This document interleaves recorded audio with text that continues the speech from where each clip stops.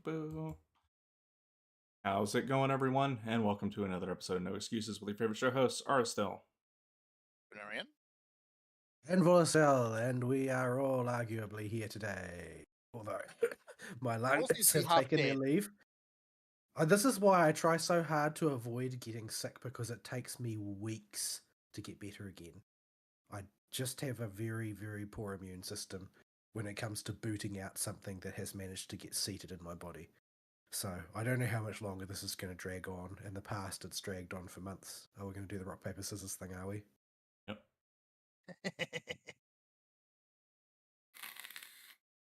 But yes, we're all here today to bring you latest news and games commentary for the week, such as it was. And if you'd like to get involved with the show, you can do so by sending us email at noexcusesvtw@gmail.com. You can follow us on the Twitter at noexcusesvtw. You can join us in the Discord server, which you can get to by clicking on the link provided in the show description in the show archive on YouTube. Yes, indeed. So, this week, just gonna run around, kill some tattoos, maybe find a domain and bop the weeklies for Fern a bit later, and go over what we went through in these weeks. We got new toys from the anniversary. Is that what this is? Yeah, Yes, fundamentally the the anniversary. 5th anniversary? Yeah. I got us some kitty cat bots and a portable bench and a whole lot of primos. Good, because Lauma ate most of mine, and Nyla. They both did. That is a lot of primos. That's just 800 in one hit right there. Yep. That's just Need them. cleaning up my mailbox. I need them because I need Nefa. I need Nefa because people keep slandering her online as Green Yoimiya, and I am upset by this. I always tend to hitch my wagon to the most dunked on character available. Right. So, because we don't know where any pockets of anything are, not that I can ever remember where stuff is in the previous series, it's not that way. There's nothing that way. We're just gonna run around and look for Fatus to murder, so Vol can get more signets for his Lauma, and his Nefer. And I don't care if y'all steal any of my crap in the world. I will make You're plans not when looking for anything in particular? Lama's already got everything she needs, and if I decide I want somebody, I always plan it.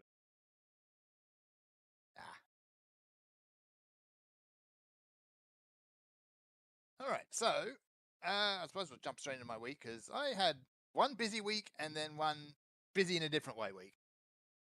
So I'm not going to talk about this week so much, because this week has mostly been sitting around staring or waiting for a computer to scan a hard drive. Because, one of the things I did this week was go out and clean out a bunch of old junk. There's yeah. Dudes. You've had a green dot on Discord literally the entire time. Yeah, it's not hard, honestly, to let that green dot just sit. Anything that stops your computer going to complete sleep will do it. And that can sometimes mean something as simple as a paused YouTube video. So, yeah, just take it for a grain of salt. If it's green, I might be there, I might not be. Yeah. And that really goes for anyone. Not that I've sent you any messages this week, I think, but I think you sent me one sad, and that was about it. That was no, that was last week. Yeah, that was last week when we heard you weren't going to be on the show. Yeah, everything's kind of merged into one big lump. So yeah, all the joys of going through the box, and everyone knows what the box is. Oh, the great big box of wires you keep under your bed. Wires, old hard drives, spare parts, the old GPU that you took out that you're never going to use again, but you hang on to anyway. I've been meaning to just chuck that stuff away, but I've just got a crate of it sitting in my living room. But you can guarantee you, if you throw it away, you will need something from it. I haven't opened that box in like 3 or 4 years. That's irrelevant. Even if I do need something from it, the amount of times that I would remember if anything was even in there is very small. Yeah. Honestly, I usually just buy a new one. Yeah. I know, I'm guilty of doing that as well. Going through the box. I really should just pick up my box and just wheel it out to the dumpster. Yeah, but every nerd has the box. I might have room for a sofa in my living room if I threw the box out. Boxes in the living room. Okay. You haven't. My You must have box a is big box. it is quite large. It's probably got about a cubic meter of volume, Yep. That's and the it's size just of the all box. filled. It's all filled with electronic detritus. Yep. So yeah, there was One the next to box. it is filled with magic cards. Heh, type of crack. There's a Guitar Hero controller in mine. I think that there's a dance mat in one of mine. That still works. Those tend to But corrode. I haven't used it in like a decade, so I have no idea if the button presses still register. They're Yeah. pretty sketchy at the best of times, unless you go to the effort of getting a really, really high tier one. Like Red Octane used to make one made entirely out of steel. You don't have because you don't have to the open soft that. mats perish real quick. I know. I'm just picking up the other stuff around it because I don't have a whole lot of that stuff yet. Yeah. The problem with those, especially the cheap dance mats, is they were made from that cheap plastic, and that stuff with age would just turn to dust. Yeah, there are actually multiple different tiers of them, and I've owned about 3 or 4 different tiers of quality, but they just last for different amount of time. None of them really last indefinitely. Yeah.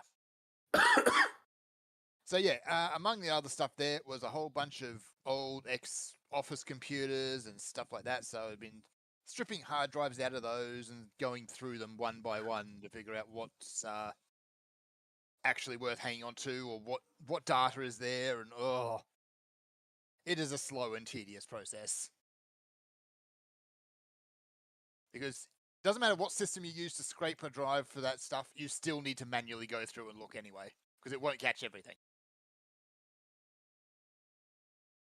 For example, if someone's done a photo dump of a mobile phone and stuck those pictures just in a random folder somewhere, it might not get backup tools and things like that won't necessarily catch that. So, yay. But that said, there's some actually surprisingly solid sized hard drives there. So maybe I'll put together a NAS system or something just to keep all this junk so I don't need to ever do this again.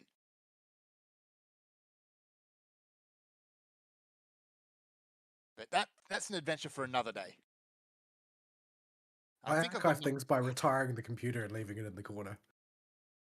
I mean, yes. That's essentially what a NAS is, really. Except you just, plug it in and hook it up to the network. I've got enough spare Yeah, the thing parts is, to actually build I a don't. system there, but the I power supply I've contemplated got having. lost all the wires because of the last box clean. I contemplated having my old computer become a file server, but then I realized I didn't need any of the files. So Yeah, I don't want to pay for the power to run the sodding thing. I just leave it in the corner. I can plug it in if I need it. It may or may not work. yeah. At that point, you might as If well I just get an external SATA hookup and just keep the hard drive, throw the rest of it. yeah, if I keep it active, that's just another thing that I've got to upkeep. Yeah. So that's that week. The week before was a big Genshin week. Yes. So I kind of went ham on it for a little bit there just to get everything up to date.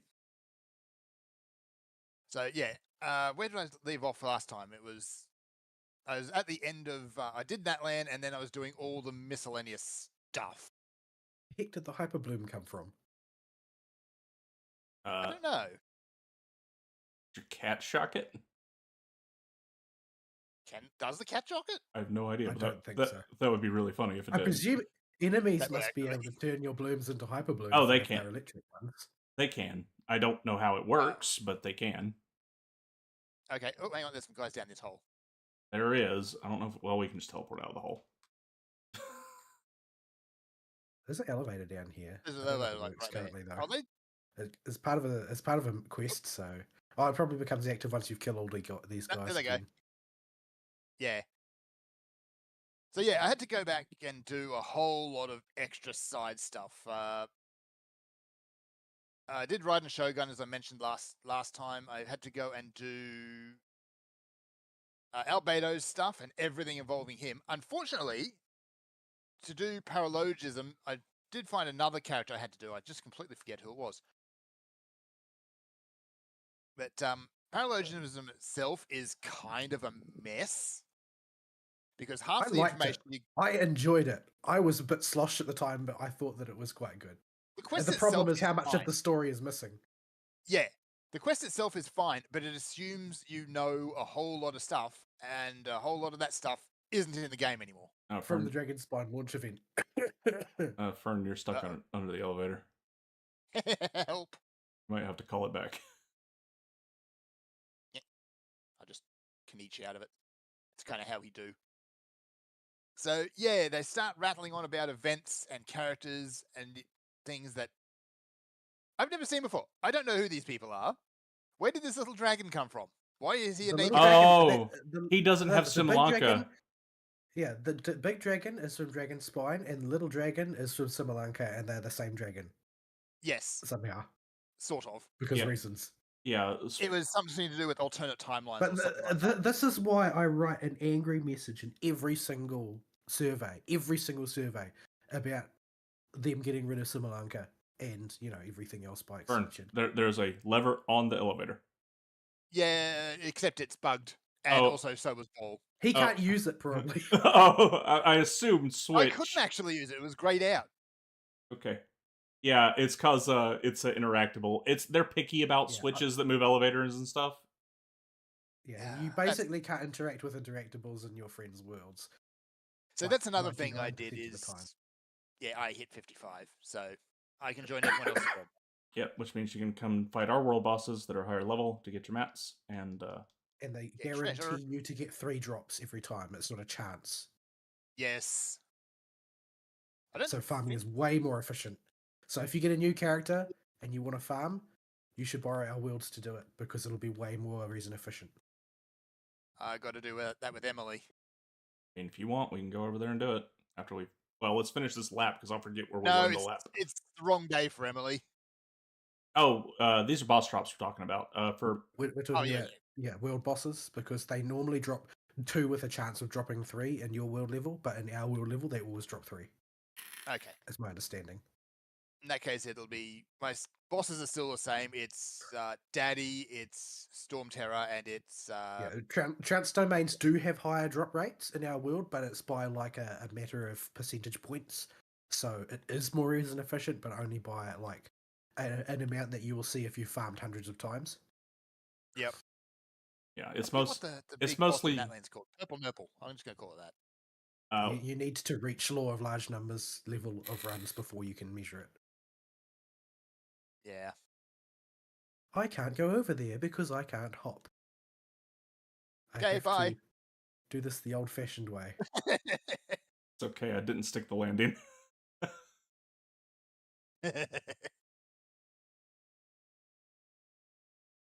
So yeah, once I was able to actually figure out what on earth was going on with paralogism, they do give a brief recap, which is just a wall of text. Okay, so here's what happened in Samalanka. Off you go. I liked the Phoenix Wright diversion. Like, I really enjoyed them taking on a change of pace like that. Yeah. Like, it was all well and good to see. This is well and good to see, like, the Fontaine sort of like theatrical approach to lore versus the very nuts and bolts version that takes place in Mondstadt. Yeah. Where the lore is kind of an afterthought because everybody's a freaking libertarian in Germany for some reason. Yeah, I'm not sure exactly how that happened, but yes. I mean, they're more just alcoholics, I think. I think freedom's just the excuse for Venti's actual core are you principle. Sure this isn't Italy? I think there's elements of Italy in there.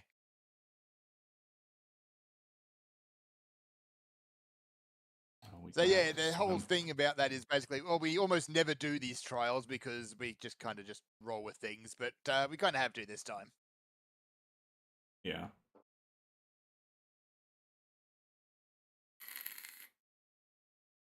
So yeah, that was all. Once you figure out what's actually going on, you do need to kind of stop and think about things because they just say something and then charge on like you knew what that was the entire time because you did Samalanka apparently.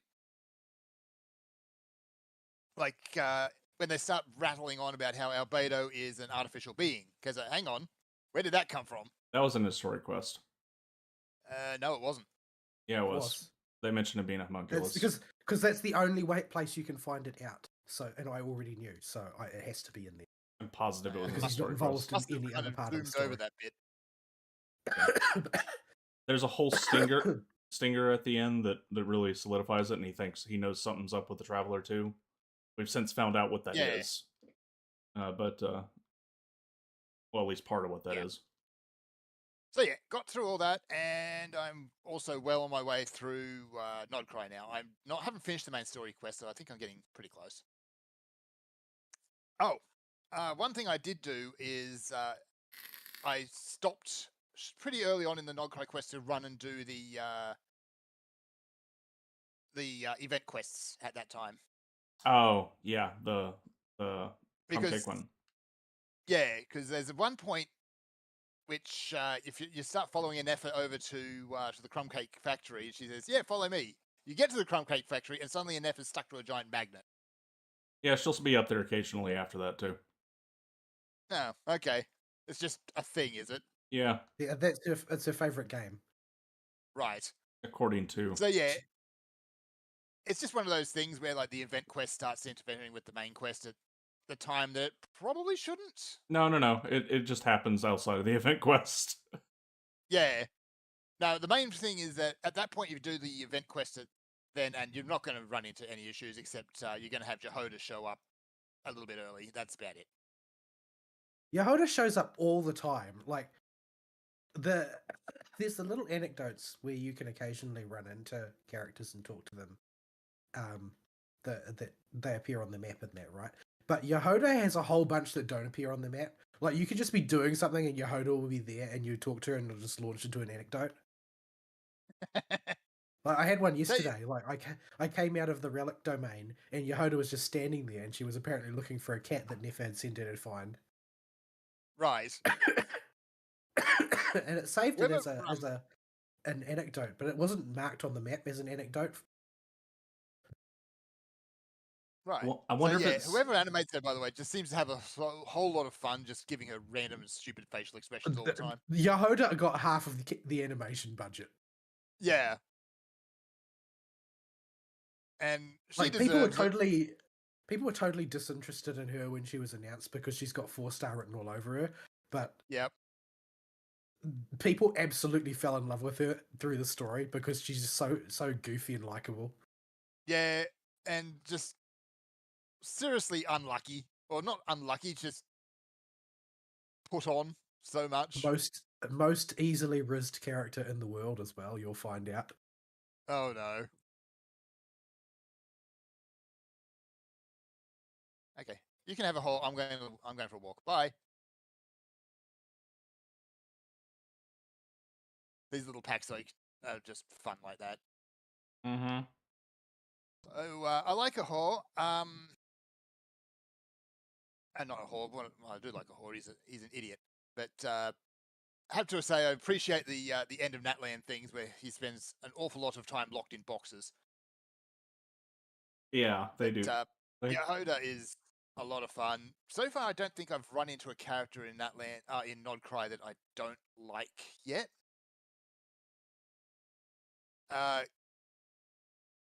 Dear Mum is a bit. She takes a bit of getting used to, but once she stops the whole mystical angle things and starts to open up to you, she's fine. Starts telling you about all her therapy sessions she has with the animals of the forest that will not let her get any sleep. Yes. Yeah, she gets more likable as she goes along. She's incredibly she's sort of more or less like an alabaster statue at the start. Yeah, she's got this mystique to maintain. Where is there a flower here somewhere I can use to? And then later on, she just like you talk to her and she's complaining about how her horns are heavy and giving her a sore neck. Her horns are doing it, huh? Fair. She says. Well, yes, the spine problems are a different issue again. I mean, neck's connected to the spine, last I checked. They are technically the same thing. Do a fightable two Patus, or you a name Yeah. for fightable two. Fine. Deuce. Yeah. Flynn's, I like. He's I'm going to drown. he's very gloomy and dark, but he doesn't intend to be. He's just a bit different. He's just, a little bit different. And honestly, just through my interactions with him, I'm tempted to spin on him and see what I can do with him. I've heard his upper end team is hard to build, but he has a perfectly good and functional budget team that you can make work. It functions similar. He works great in budget compared to characters like Lauma and Nailu. Yeah. Yeah. Lauma looks like such a fiddly build. Lauma, you could cram into any kind of team that just wants to use Bloom, and you can make something that'll work. Nailu, Yeah, with Lauma, it's more about the performance gap, like the performance gap between optimal Lauma and just jammed her into the team because you need a Dendro off-field Lauma. That gap is like orders of magnitude, but the gap is a lot smaller for Flynn's. Like you can get a lot of his performance just by using him correctly in his own right and just having the rest of the elements in the team be correct. he also plays very similarly to Verisa, apparently. Not in the movement, but in the way his skill and burst operate. I would say Verisa is more generic though. Like, provided that you have Yan San, you can basically do any Verisa build. Yeah, Let's see. Verisa's more flexible and more mobile, but I meant just more in that he has a mini burst you want to use, and you never want to use his big edgelord burst. But everybody who pulls Flynn's is there for the aura farming to begin with.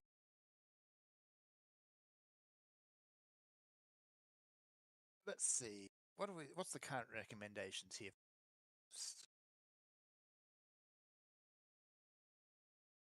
Oh, those are incredibly small and hard to read. It looks like Flynn, Sucrose, Inefa, and I know. Inefa's optional. Or swap Inefa out for Kuki. Shinobu. You honestly Kuki get is away good with in a lot of teams. Do I have Shinobu? I think I might have Shinobu. Yeah, you could get away with Shinobu's Fischl. probably. I would say that if you're really hell bent on maximizing Hyper Bloom, especially to the exclusion of Aggravate, Shinobu's basically the best character in the game. Like I would say, probably better than most of the 5 stars. Yeah, because she I can. hear Shinobu. Yep, I have her. She can at C6. She can fill the healing role and the activator role. Damn. One of the few really good 4 stars that exists outside of Mondstadt. The 1.0 crew. Yeah, and Chevreuse. Yeah. And even then, Chevreuse is incredibly niche. Well, Chevreuse is to enable one team. She's like 4-star Nailu. Chevreuse exists only to bully a certain Hydro Archon. You lost a Fern. Yep, I went and looked at teams. I mean, I've got everything else that I need to build Flynn's if I want to. I can put together a Flynn's team. Yeah, I think since you're not as penis averse, he's a perfectly fine pull for you to have a generic lunar reaction unit. He's going to walk around and talk about how happy he is to be attending people's funerals or something. We need Luna charged for our Stygian Onslaught RSDL. We do. There is that. Because, oh, right, yeah, Stygian Onslaught and Imaginary Theater is probably going to need it too. I'm going to have to build it back up. Maybe RSD will talk about it in his week, but it looks like he just went hard. Just to try to find a way to get through it. Oh, yeah. I wrote it off because Bloom just sounds too hard for me to run right now. If you have the brightest little ray of redheaded sunshine on the planet, she makes it a joke. Right.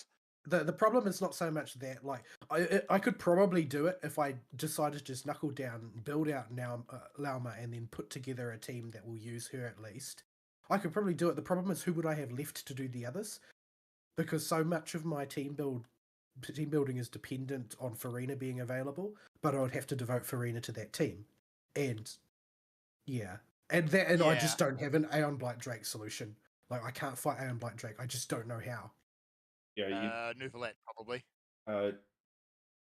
He's really tough to come up with teams for when he's played as a serious boss in high end, because so many of the teams rely on reactions, and him getting 50% resistance to one and a half of your team makes it really tough.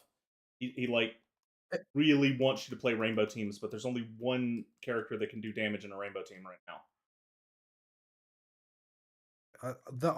From what it sounds like, there's going to be a second one by the time Nodcry's mature, because there's a character is probably either going to be Nicole or Sandrone that uses Rainbow Crystallize, basically does what Chaska does, only with Crystallize. So it's probably like a cross between Chaska and Aristeel's favorite drilled hair girl. What's her name again? Navia. Navia. Yeah. Too many characters. Hard to keep them straight. Everybody knows that rich girls have blonde drills.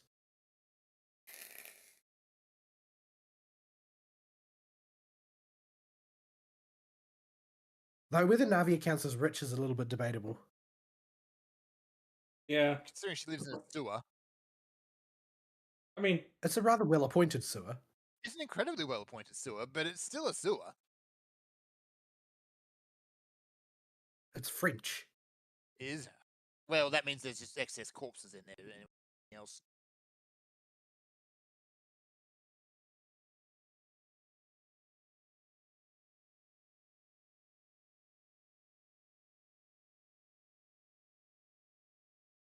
Once Vol gets his llama built, see what this team can really do.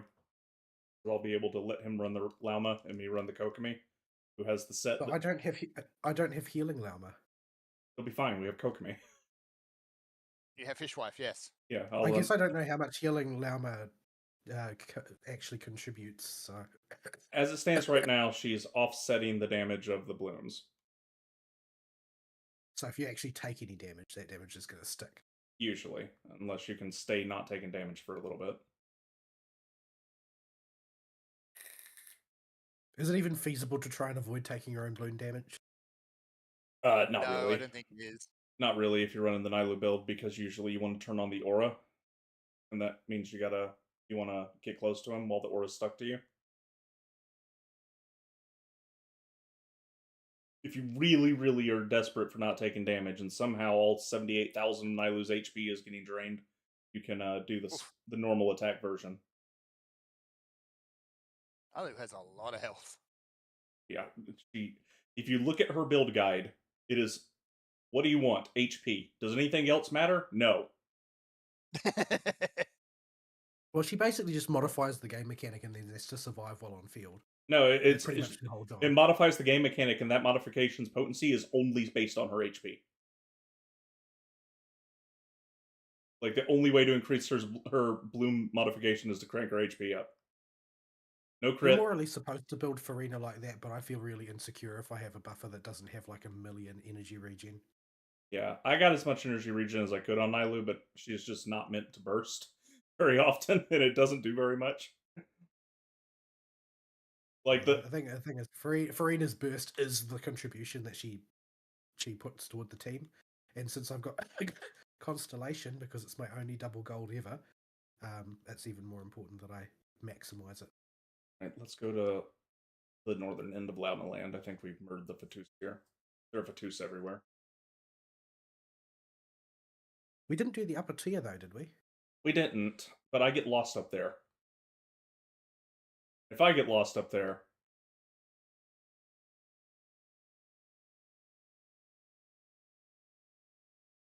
we can save it for last. Oh, look, it's the frosty one. Gonna kill us. I've had Kokomi just get insta-jib by this thing before. Multiple times, in fact. Oh, you've got health, you'll be fine. Llama doesn't. Neither does. Yeah. I think I fought this thing before and it just one-shots my weaker, but frankly, everything one-shots my weaker. Yeah, that's not exactly a high bar. No. Why is she so squishy? She does so much damage. If she could also She does tank, do so much. if she could also tank damage, that would be just too on the nose for Hoyo.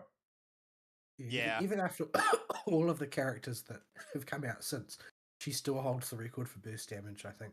Yeah. Yeah. You need So to push the ultimate glass cannon. if you need to push a button to delete something. Hi, Puffin. What are you gonna give me? It's a perfect. Hey, Mine. I don't. No, he was giving me a buff. I yoinked it. Too bad. It's going in the teapot Why would you do this? because I don't have a puffin in my teapot yet.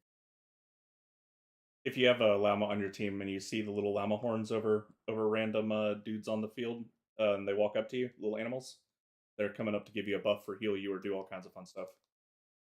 That's pretty More neat. importantly, there are dialogue options that you get with Llama that nobody else gets to see. Yeah. Same applies to twins.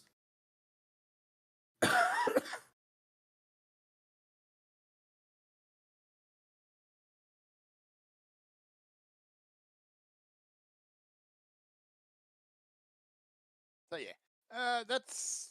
Oh, that was rude. That's been my Genshining so far. It's I'm enjoying Nod Cry a lot.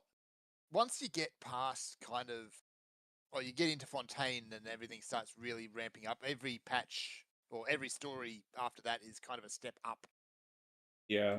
from the one before it. You can really, I think, see the clear dividing line if you're doing the story quests as they become available while you progress the main story. Right at Ito's story quest. Like somebody got their head kicked in and they realized they had to step it up. Well, that and like a million people started playing during COVID. Yep. And frankly, their Ito is just revenues such a went fun through the character roof. to play with. Yeah, Ito is the sort of character you can just throw in there and everything becomes fun. Yeah, well, it's specifically because his story quests, you can see the production values are significantly higher from that point onwards. Yes. Oh, it's a mandatory one, I believe, too, isn't it? I think I've already done it. might be required for Raidens. I don't know if it is. Yeah, I don't think I've done any that are not mandatory. Hang on, I'll check if he's actually still in the list. Ito he's supposed to be there. No, he's not in the list. So yeah, I've done it. Which means he is a mandatory one. But yeah, his quest, they have so much fun with the whole Oni backstory tale thing and all that. And then they never revisited it ever again. Well, they kind of briefly do in some content that's now no longer in the game. When his blue Oni brother shows up finally. No, this is about other Oni, because there's other such characters tied into Raiden Shogun's storyline. Yep. That you don't have in the game anymore, so you don't ever learn anything more about the Raiden Shogun because they removed it from the game because reasons. Because Hoyo is terrible. Yeah, you're caught up enough. I understand. Okay, what, sugar? The only other thing worth commenting on is the witches, Alice in particular. She's fun. Alice is sort of the nice one. Yeah. Like, Raiden Salsa is just evil, like generically, like completely amoral mad scientist. And Barbeloth is just sort of like a grouchy old woman, more or less. Yeah.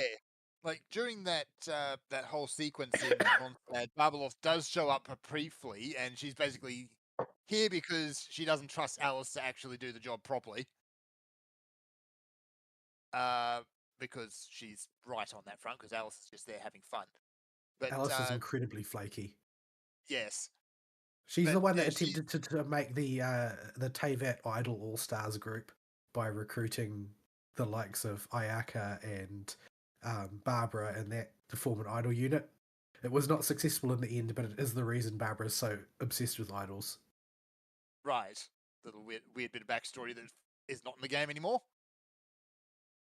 So yeah, I think you can. yeah. I think you might be able to find it in like some written stuff. Might still be in the game. Probably Not in sure Barbara's though. lore somewhere. But yeah, Barbara, she's grumpy but not unreasonable. Well, Mona would have you believe otherwise. That's Mona. Mona kind of brings it on herself, let's face it. So I'm looking forward to actually seeing Alice in the game, and you even get that little aside briefly in Paralogism with Klee going out committing war crimes. She disappears and then And suddenly there's explosions. I mean, come on. Nicole, we don't know a lot about Nicole other than she never speaks anymore, and she's a sculptor. Okay. It's theorized that she's actually sort of like a former Sele that has taken on human form, which sort of like reached the peak of its power, sort of thing. Yep.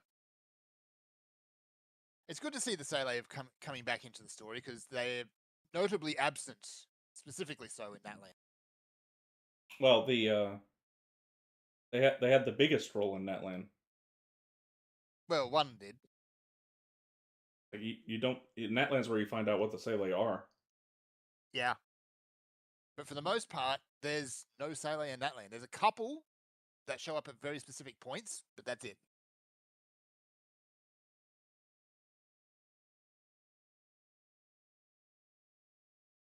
And yeah, I don't think I've seen any actual Sele in Nogcry yet either. There aren't any, as far as I know. You know, those little moon It's spirit just things. Kuhinkis. Yeah, they're just Yeah. called moon spirits in the Japanese, from what little Japanese I know. But they've named them Kuhinki in the English for some reason. Okay, that's Make them fine. sound a I bit don't more mind. exotic, I guess. Yeah, I don't know what the etymology of the name is. They could have just left it But Japanese name the and that works just as well. in Japanese though, the Luanatar are still called Luanatar. Yes. So, yeah. I'm just going to keep calling him Moon Spirit because I keep forgetting Kuhen. It just makes them sound more exotic, is it? The Luanatar is adorable. I want to pet one. Yeah.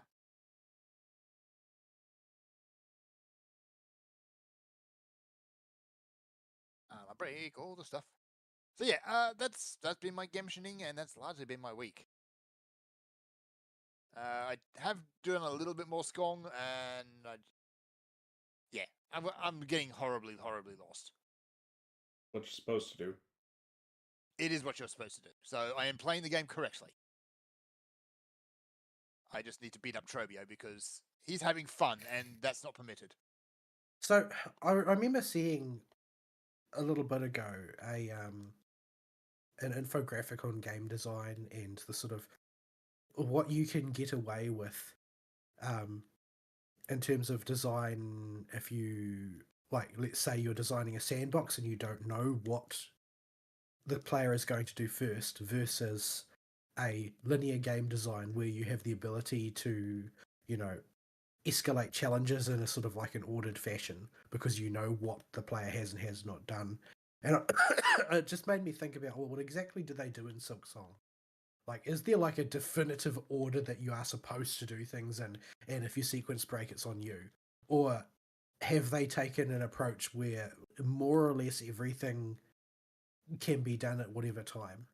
So very, Bit of very both, early honestly. on in Act 1, the game can be divided into basically early Act 1 before you get all your movement upgrades. Act 1 after you get your movement upgrades. And then Act 2 and Act 3. Because they are very stingy about nail upgrades, mostly you just increase your toolkit size, so they don't have to worry about you outscaling stuff until you're at an appropriate point. like there's only 2 upgrades you can get in Act 2 for your nail, and only 1 in Act 3. And the way they set up the early game, because this is what's going to stop you from just getting lost and wandering around. They make you pretty freeform and able to get most of the movement upgrades however you want. But and they'll usually be guarded by a boss. There is a clearly nudged path to follow for these early upgrades. But there's nothing stopping you from farming rosaries to get a key for the worm ways and going up Shellwood early and getting like the wall climb before anything, right after you get the dash or something. But that's supposed to be like the second to last one or the last one you get. You can move the fleet caravan to Greymoor early and detour there. A whole bunch of stuff you can do. But if you're just playing the game normally and following the most obvious path laid out for you, you'll follow a route that'll get you all but 2 movement upgrades. One is given in Act 2, and one is an optional one that's only needed for Act 3, and even then, it's only needed for 100% in Act 3, I think. Yep. So, that would be the obligatory double jump. So you guys get the border effect from Farina's ult, or do only I see that? I don't see the You only see bubbles. that. Yeah, I don't see the bubbles. Okay, I was just sort of curious about that because it seems like it would be awfully intrusive. This Luna bar or Luna health bar is annoying, and I hate it. All it does is make things take longer to kill. It's used exactly in exactly one fight, and that's the one where you fight the the guy who helps you out at random during the Wild Hunt incursions. Oh, the one that guy. Virgil. I don't know what his actual name is. Let's go with that. The fight against him is the only time it's used in a constructive fashion. Rest of the time, it just draws the fight out. I also found a cave full of very, very angry crabs. Yeah. If you go deeper and come back later, there's a big crab you can fight. But yeah. To push on your question about Silksong, basically, because it gives you all the movement upgrades immediately, most of the bosses in Act 1, you're free to do any order you want, and there's no power upgrade that's going to push you above your weight class in Act 1. So the second half of Act 1 is very, very open in the order you tackle it in. And because all the stuff is just going to be incremental power increases, like maybe a mass shard when you need 4 of them to get 1 more point of health, or a spool fragment, or some rosaries, or a new tool, which you may decide you like, maybe you don't. It just gives you combat options, so it doesn't feel like it's we finished the run up Llama's on Llama's Island at the Statue of the Seven. Yep. Except it's yeah, you're not outpacing anything. Basically, is what I'm trying to say. But it is very open. In Act 2, it's incredibly open, with some areas blocked off by the Silk Hook upgrade that you need to get in the Underworks. Yeah, but even without that, there's like the area that opens up at the start of Act 2 is huge. Whoops. Yeah, the Citadel is massive. But you can go anywhere you want in there to as long as you've got whatever you need to do it. Yeah, I think I felt like it kind of soft pushes you towards the Clockwork Dancers. Yeah, it does. And once you get them, then it kind of tells you, okay, you need to go and fight these other 3 bosses. Yeah, it For a does. second, just a split second, I thought you were talking about Fontaine. Close enough, I suppose. No, not those Clockwork Dancers. It's okay, if you listen to the internet, those robots are gay. What? They're robots. Yeah, also bugs. What? What? Yeah, don't think about it. Don't think about it too hard. Your brain will dribble out your ears. What is this? What exactly is this obsession? What is it? What is driving this? There's a couple of very weird parts of the internet, and they are incredibly loud. Anywho, Clockwork Dancers was not a hard fight. It feels like a dance, though. once you get the rhythm. Well, 'Cause consider everything it's kind of happens at a rhythm. it's literally set to the music. Yeah. And Although the final phase after you've killed one and you're fighting that one is just sad. it's felt the sad robot. The sad robot, like it's not even a challenge. It's just trying to fight you alone. It's half of its abilities don't work. It's just sad. Well, Fern, I don't know if we can actually get over to the other side there. Over there, You can. You got you can cheat, but oh, you can you can take the Kuinki Highway. yeah. Yeah. Kaneki Highway seems to be one How of do the you few think things I that was? works. How do you think I was always ahead of you when you were traveling? Oh, Because I was taking the Kuhiki highways. I was treating it like But yeah, I could probably have Kaniched that gap. oh, this takes us to this place. I'm just taking. I all don't the know what this metaphor is silver. because and it's doing horrible things to my camera, so I'm going to get down. I don't think you need any more of this anyway. No, I've finished Llama. Can I have my camera back? Hello. Oh, you're trapped up there. Yeah, I guess my character's run off the edge and floated to the bottom, but my camera is stuck. Yeah, you're supposed to talk to a door to leave. What's the total number of that type of character map that you need per character? I look this up every single time and then forget it. Like 160 something. Yeah, that sounds about right. So if I get 170, I should be okay. Yeah, that sounds about right. Yeah, just keep getting. If you need, get however many you need, and then get a few more just in case because you probably misremembered something. Well, I mean, I've got my own world is full of them. I haven't harvested them yet in the past. And day or two. and there's a lot of that particular mat just laying around. It's not a hard to farm one. Especially in Columbina's pad. Yeah, she's got like 20 or 30 in there. There. Ah, there's a murderable thing. It is a murderable thing. Murder it.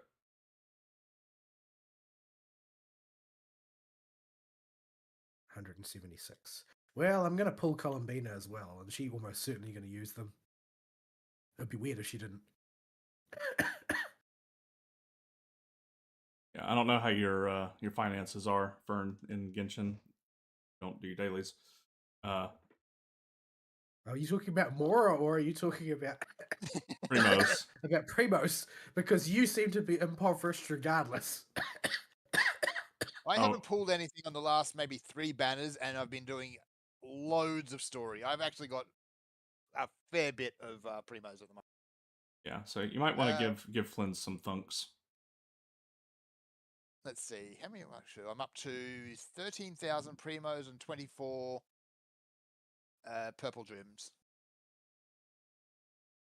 So I can afford to do a few spins. The most important thing is to make sure you can pull who you like. Yeah. Like I don't worry too much about meta unless it's important for a character. The only reason I pulled Lauma is that Lauma is like almost certainly going to be on Abyss support for Nefer, and I wanted to pull Nefer. So Lauma I pulled in aid of Nefer. Have you actually engaged with Nefer much in the story yet? Like, I don't know where exactly you're up to. With Nefer or Inefer? Nefer. Nefer, you basically run into her for the first time at her detective agency, and she's really not happy that you're there. Although she's up to something. She's playing a game. Well, being up to something is like literally her occupation. Yeah. Like there'd be something terribly wrong if she wasn't up to something. Yeah, she has her fingers in all of the pies, and she knows a lot more than she's going to tell, but yeah. And I think she just enjoys holding that over people. To switch to loud, I find missing to make this circle disappear from the map. We'll fish wife out. I don't have any gear on my Lauma. Fine. I literally don't have any gear on my Lauma. Oh, wait, hang on. I switched the wrong character. She would be naked if she wasn't already basically naked. I mean, how else is the dress going to accommodate her fat deer butt? Flynn. She do got the cake.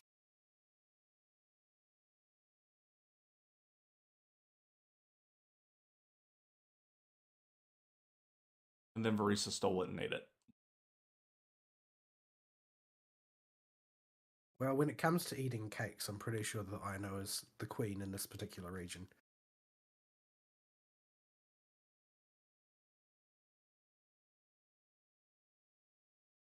They need to have a ZZZ and Genshin crossover event where Ambi comes over and meets Varisa and they have a cheeseburger eating contest.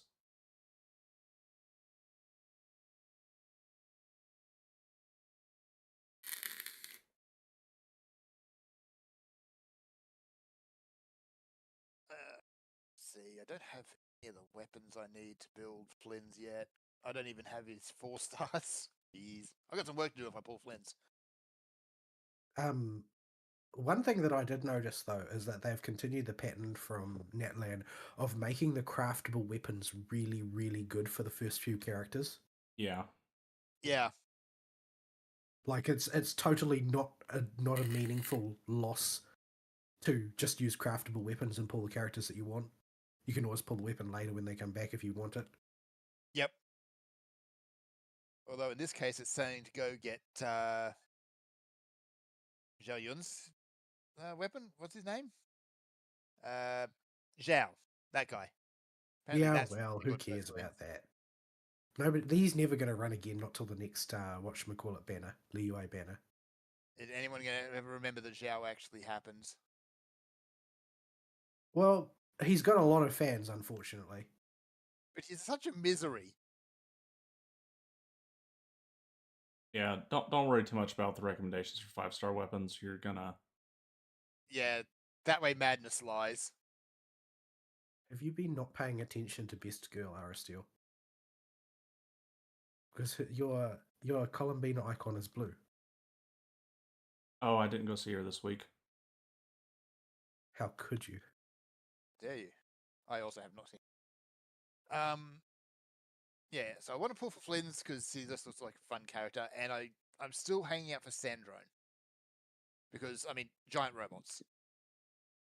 I'm not also, so concerned about the giant robot. I just really like Sandrone as a character. Like she puts on a real performance at the start when you first meet her. Right? Like, she does. She makes an impression. She wants to be a mustache twirling villain, but she's totally not. Like she's just an autistic nerd who hates being disturbed when she's locked herself in her room doing experiments. Yep. And I can't tell if Columbina knows this and is twisting the knife, or whether she's pretending to be autistic or what. I don't know. Because Columbina straight up says that she just stands outside Sandrone's door singing at night.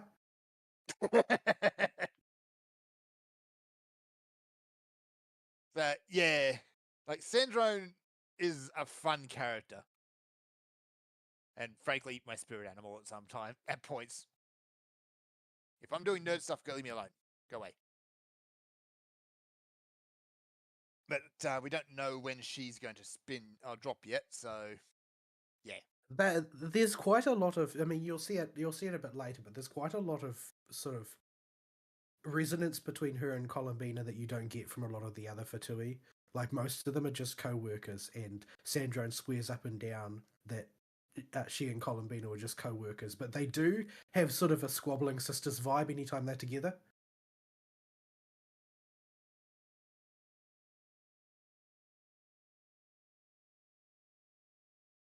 Well, I mean, Sandrone is squabbling. I don't know if Columbina is squabbling. Columbina's just being Columbina. Yeah. Columbina's kind of off in her own little world, so I don't think it's actually possible to squabble with her. She'll probably just go, oh, okay, and wander off. Well, Sandrone's problem is that she doesn't wander off. No. So yeah, I haven't run into Sandrone too much more in the story yet, so that's something to look forward to. She'll pop up a couple more times. Yeah.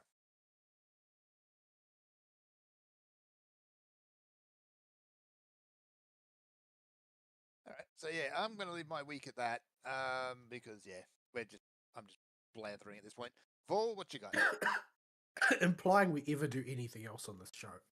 I mean, yeah, but I like to at least pretend we're doing something. I'm just gonna pop a cough lozenge because I don't think I can say too many words at once otherwise. My lungs are full of stuff. Full of I don't know how it goo. got there. I don't know who put it there, Morphotus. but I don't approve. But you really want me to play Zero Gear Lauma with all of the elemental mastery that will imply? You'll be fine. I seriously haven't even managed to get primary stats pieces through yet. It's really obnoxious.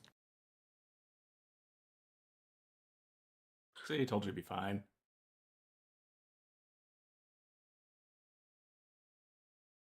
Brace your inner deer. So. Oh dear.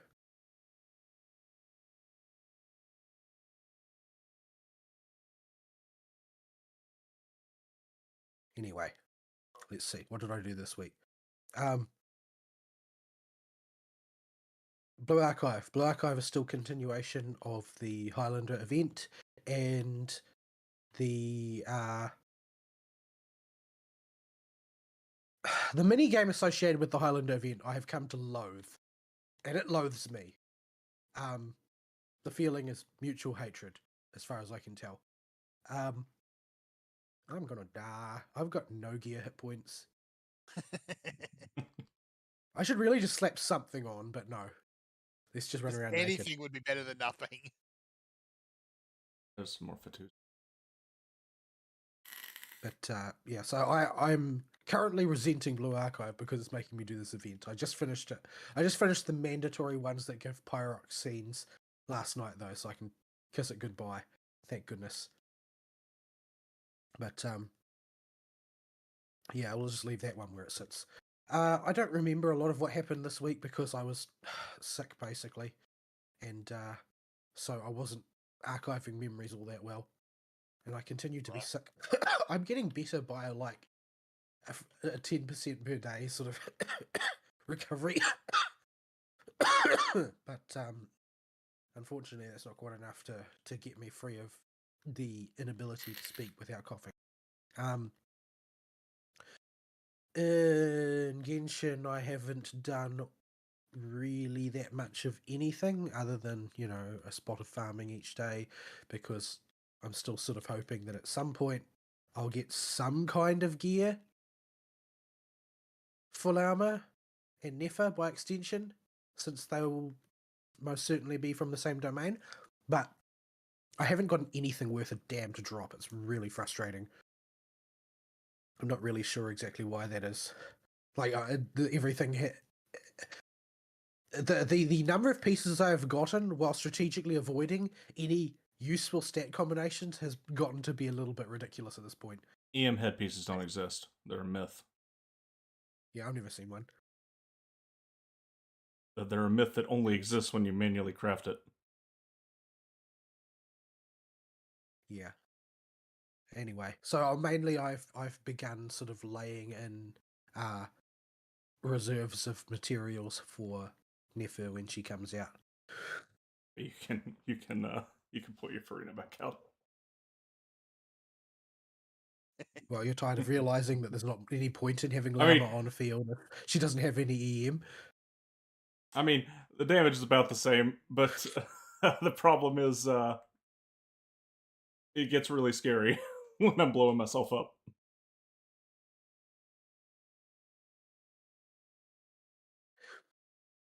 Right. Anyway, so I haven't really done all that much in Genshin. I haven't completed the current event yet. I poked at it briefly. Can you do that one co-op? Can we do that together? We can try. I can go the over there and figure it event? out. Because I as far as Dotako events go, I kind of like this one. It's like PvE Bomberman. In fact, it is PvE Bomberman. Yeah, it's Bomberman against co-op bosses. So yeah, I've only done the first stage because that's all I had time to during the week. But it was I liked it better than some of the other Dodoko events. Although my teammates were all like uniformly retarded. Sounds about right. Well, I can find out. Like one of them literally just hid in a corner because he was afraid to die. That's not how you Bomberman. That's how you die in Bomberman. Supposed to just do stuff. Yeah. Co-op matchmaking is a button I can. Push it. See what happens. And whoever that is.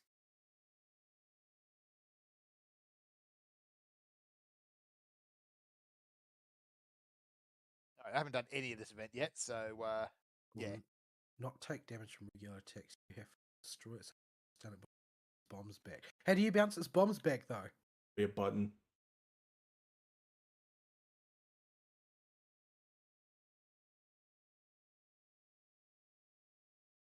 It'll pop up with like X as the button. I think I like the Dodokos. I think they're adorable. Babalov doesn't agree. So jiggly. So fluffy. I don't actually remember what the controls are for this. Circle to place, triangle to blow up.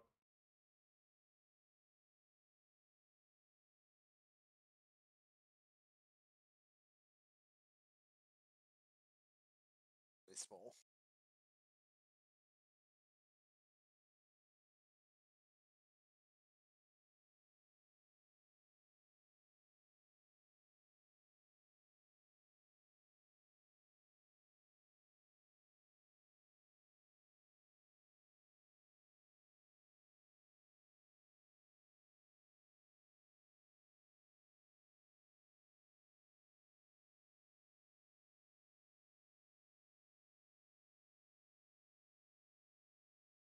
No! Come back here, you fat fish!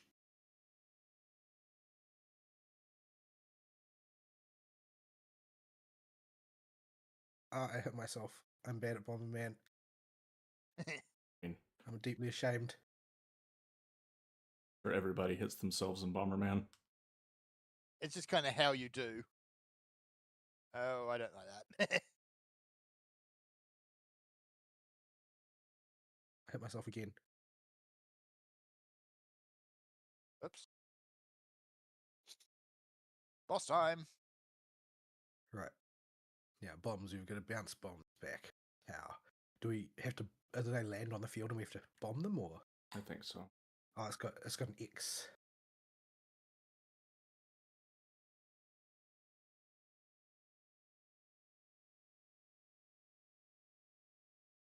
I just got hit because I was not capable of. Oh my goodness, what's going on? I don't understand. Is it latency? I am going to die. Now we blow the boss up.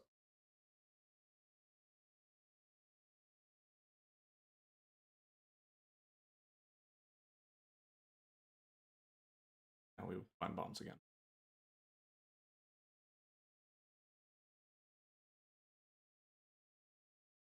Oh, that was easy.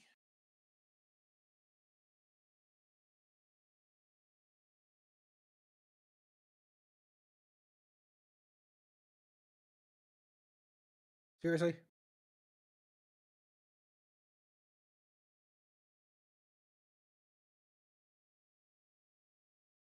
Is Player 4 trying to protect the freaking boss? Did he just kick a bomb away from the boss? He's been doing that, yeah.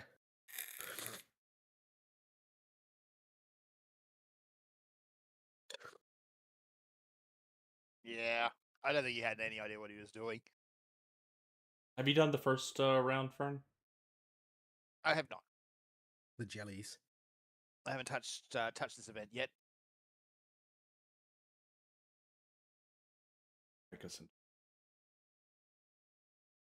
That was technically the second stage. Are they all unlocked? Yeah. Okay, so you can actually do the event. Time gating is annoying. I believe. Yeah, well, the thing is, if they don't, then they just get endless complaints about how there's nothing to do. The event was too short. Yeah. Watery water. Okay. Ready up, by the way, Fern. Once you pick a color.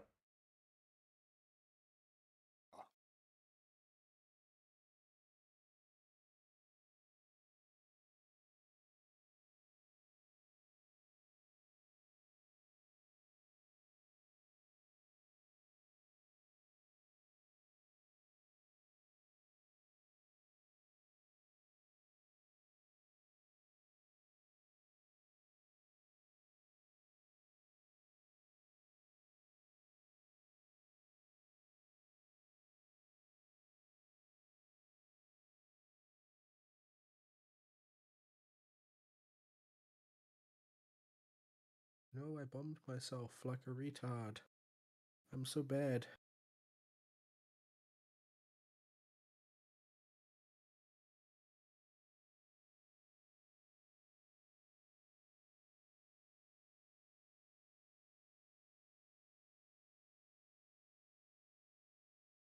I did it again. Stop it. I did it again. I just can't resist that trigger button.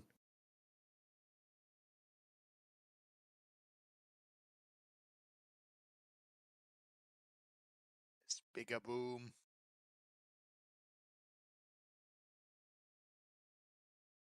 I think this one we just Just bomb.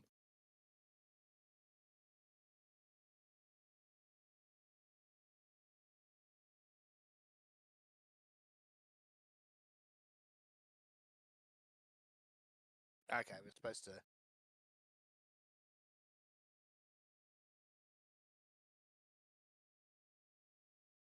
You gotta blow up the watery water.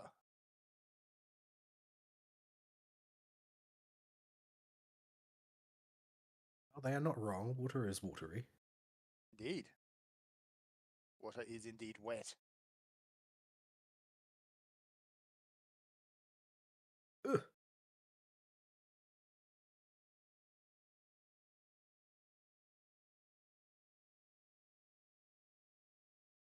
There we go.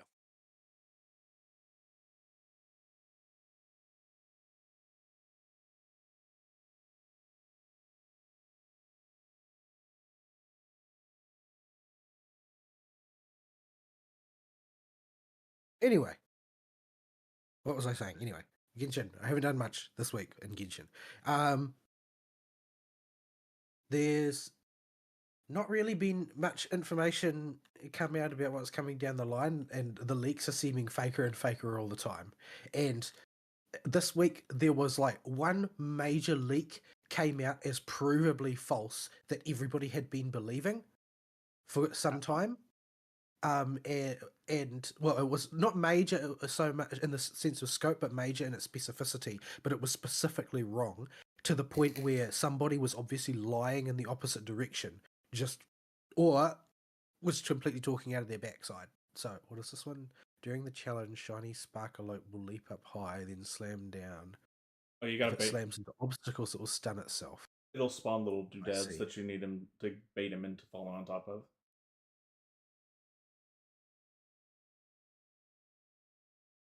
So yeah, the leaks for Genshin are basically bullshit at this point. The only ones that seem to have been reliable recently are simple things like what mats do you need to farm in advance. That's pretty much it. Everything else has been horribly unreliable lately.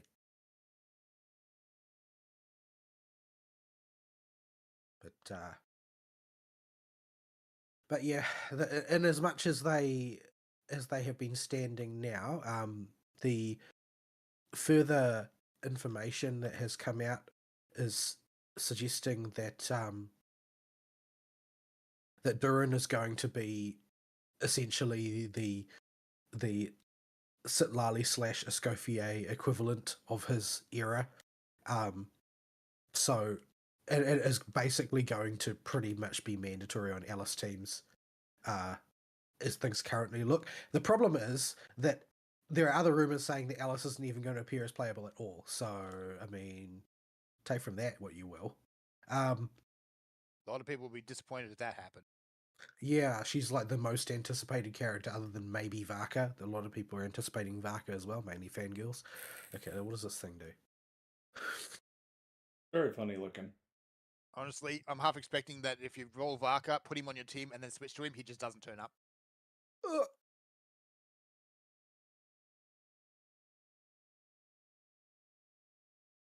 Oh no. You had him on target. Did, but I tried to get out of the way too soon.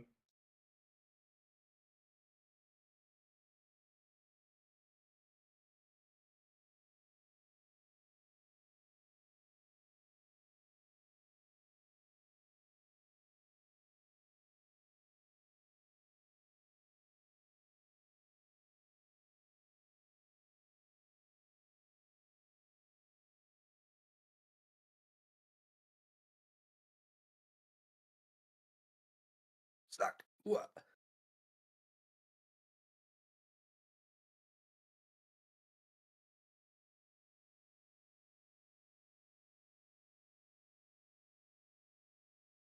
I don't think I was able to do any damage to him because all the spaces nearby were always occupied.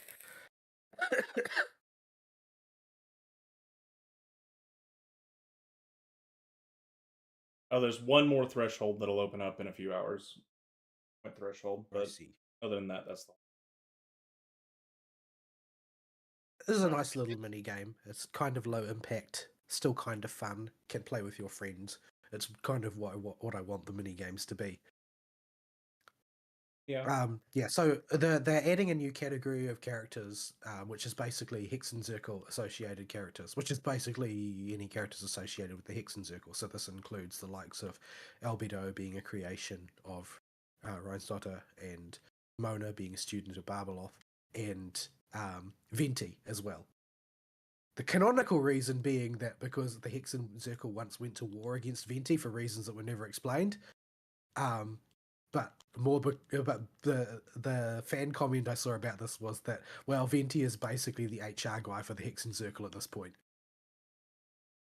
I mean, they're not wrong.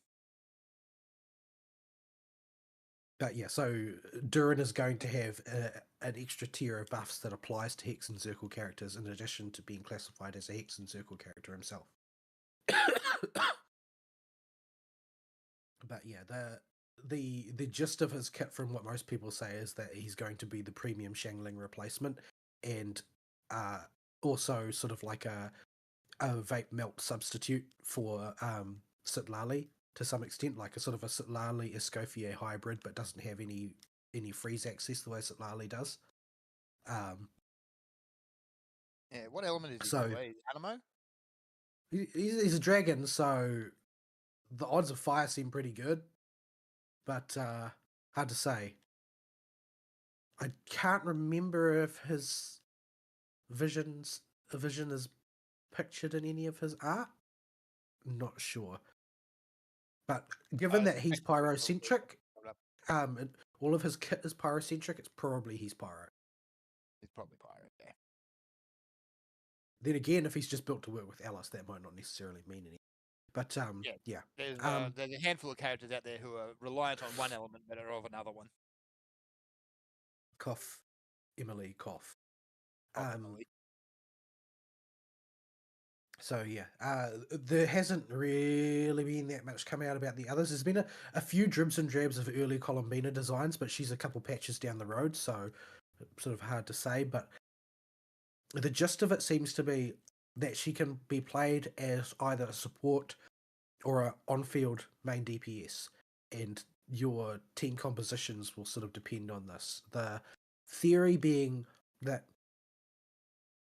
you can play her as a on-field main.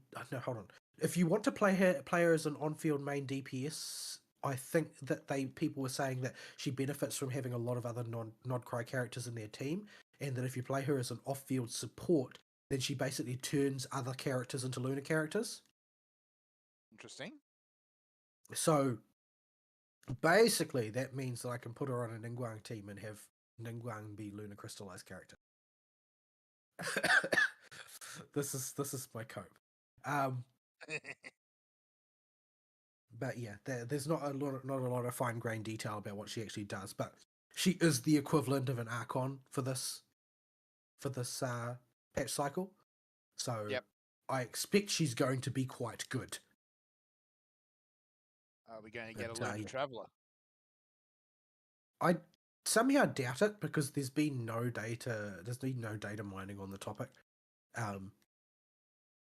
But I mean, it's possible. I just don't think so because Luna's not an element per se, and if they Yeah. give Traveler another element, it's just going to include something else. They might give Traveler some other like little mechanic, or Like add an just the extra ability effect to- to their burst or something like that. I don't know. Or just have their abilities count as Lunar. Could be. But yeah, there is no. The only reactions that have been leaked so far are Lunar Crystallized, other than the ones we've already seen. Right. There's no mention in the early kit for like Durin of any Lunar Vape or Lunar Melt or anything like that at this stage. And again, we're taking the for the sake of discussion, taking the position that the leaks are actually reliable in any way whatsoever, which they are not. So, yeah. Anyway, so that being that, ZZZ, they had their preview of the next patch this past week on an odd day of the week compared to normal. Nearly always they are Friday night for me, but this one was on like Tuesday night or something, which was weird. But you know, I don't know. Their schedule's all kinds of wacky because ZZZ is clearly more of a passion project that has resulted in a great deal of illness on the team, as you can tell by the fact that the more members of the ZZZ team seem to wear the coughing masks than any of the other teams. This is when what they're on happens when you camera. don't sleep. Yeah. They eat badly, they don't sleep, they work all the time, so they get sick. Anyway. The upcoming story, I mean, it looks more like the type of story I like than the previous one.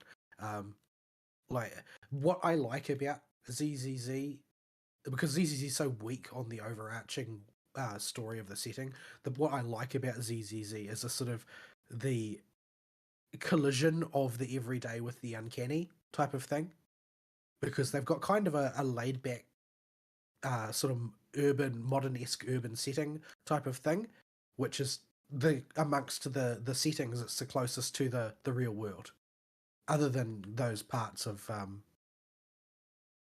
even actually ZZZ is probably even more similar to the real world than Honkai Impact Third, which is explicitly set on Earth, but it's the familiar set in a matrix of things that are unfamiliar, and that's what I think gives the story its sort of vigor to me. And this is going to be the next story is going to basically be a story following on with the adventures of the Spook Shack, who are delving into yet another urban legend, and all of the adventures that branch out from there. And honestly, I just really love the Spook Shack as a team. Like they're basically the weeb mystery machine from Scooby Doo. But I really enjoy the Spook Shack because they're colourful characters, yeah, but they're all also normies by comparison to the rest of the cast.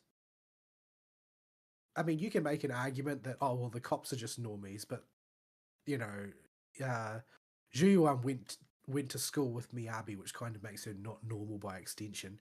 And you could argue that Bellabog are normies, but they happen to be a major construction company that's at the center of a lot of stuff that goes down. Whereas the Spook Shack are just like people on an internet forum. Like they have their own pasts, like Alice being a rich girl and Yuzuha being kind of an anomaly as far as ether resistance is concerned and that sort of thing. but by and large, they're just sort of like netizens, Yeah. which makes them relatable in a certain way. And so I rather compared to like the previous one where the entirety of the cast were basically military, they're all sort of combat trained, combat hardened personnel. I like the Spook Shack stories because they're a bit more down to earth. And so I'm looking forward to seeing another Adventures of the Spook Shack. Yeah. That'll be fun. I like the character design for the octopus lady because I think the big stupid tentacles are hilarious. I was incredulous. They can block for you while you're charging. That sounds like cheating. It does. I like how Vivian gets a swimsuit in September. The emphasis on the sloot. Oh dear. Like she's definitely dressing for a particular person. Or persons. Persons. I mean, depending on your interpretation of the way it's written. But I'm sort of a bit mystified as to how her little jet engines work, though. With that outfit, they just sort of hover around her waist. They just do. They don't actually provide any sort of lift. They're just kind of there. Well, they magically do provide some kind of lift. Yeah, her whole shtick is most of her attacks at the end of her combos make her fly up in the air and do stuff. I mean, I like Vivian. Like, I like her character design a lot. She has a very enticing swimsuit too. However, I'm still not sold on pulling for her, largely because she looks mentally tiring to play, to be honest. And I'm not good at action games. It might just be too much for me to remember. I just don't understand how she works. She's one of those characters that up front has a whole lot of just stuff you got to figure out by playing her, but once you do, it goes into muscle memory real fast. Like, I can't actually tell you what I do with Vivian anymore when I cancel her stuff because it just auto flowed so easy in the muscle memory that it went completely out of conscious thought. And believe it or not, the tooltips are not helpful. Yeah, don't read those. It's a Hoyo game. You don't read those.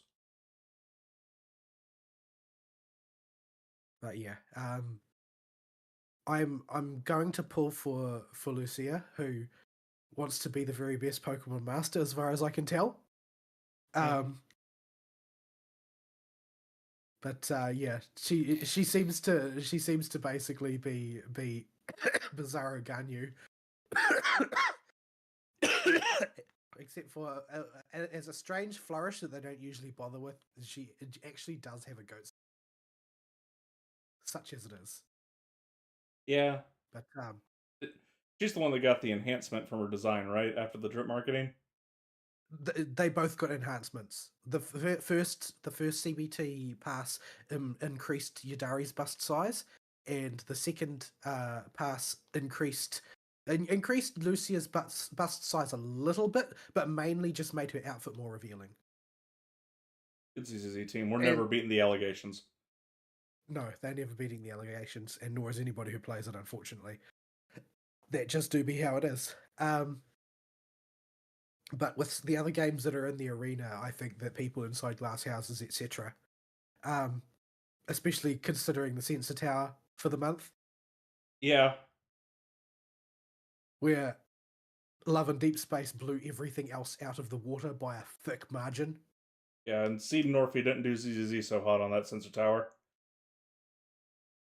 So basically, the gist of this is that there are more goonettes than there are feet fetishists. Who'd have thunk of it? Who'd have thunk it? Yeah, or at least that the goonettes are all concentrated in one game. Unfortunately, not. A lot of them do play Hoyo games. They just don't pull on feet characters. I mean, I like Seed's gameplay. I like Seed's character story. I did pull on her eventually. I didn't get her weapon. But man, it's hard to get over the feet thing. I didn't particularly like Seed's gameplay. It felt a little bit. I'm not really sure how to describe it. It didn't feel quite right for me, and I don't have the vocabulary to express why because I'm not an action game player. But I think that I'm probably happy to just keep playing Sandby in that slot. Oh, I play her with Sandby.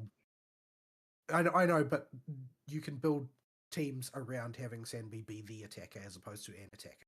Yeah, I like. Without too much difficulty. I mean, she does mesh with Sandby extremely well. So does Orphe, for that matter. Which is something that actually gets riffed on in the game itself. But I'm quite happy to just do simpler teams like, Astra Sandby Trigger type teams. I don't feel the urge to have Seed because I don't particularly like the feel of the play.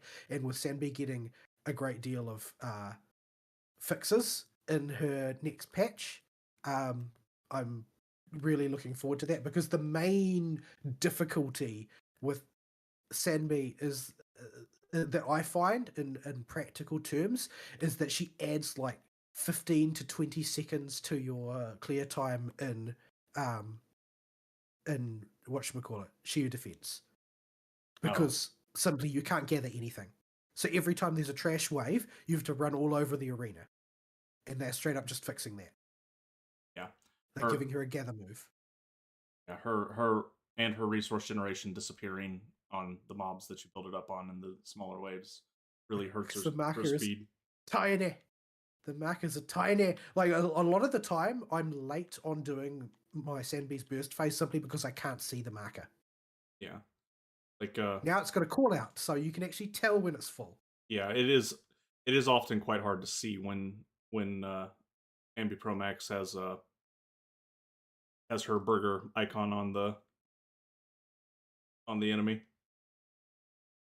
But yeah, lots and lots of QOL. Like they're going to, I'm sure they'll increase her damage slightly, like because she's got various moves that she can interrupt her combos with and chain onto from other things and so on. Like those will probably result in net damage increases. But I think the more important part is the QOL.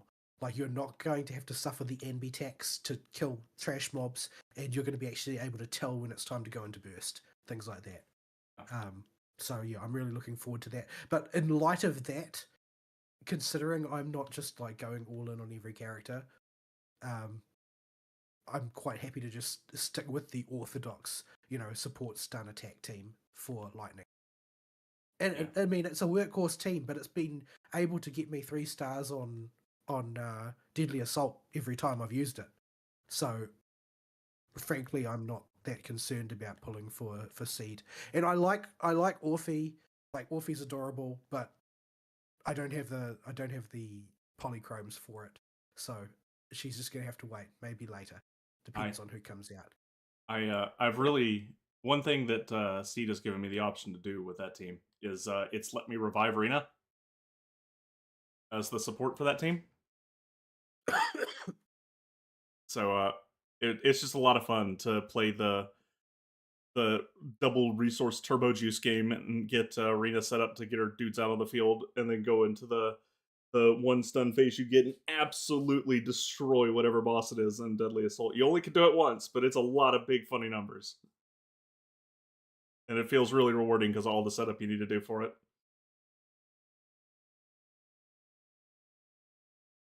Yeah, anyway, so they previewed a bunch of other characters as well, and Big Sis is gorgeous, so I'll probably be saving polychromes for her next. Yaishin Guang. Mm-hmm.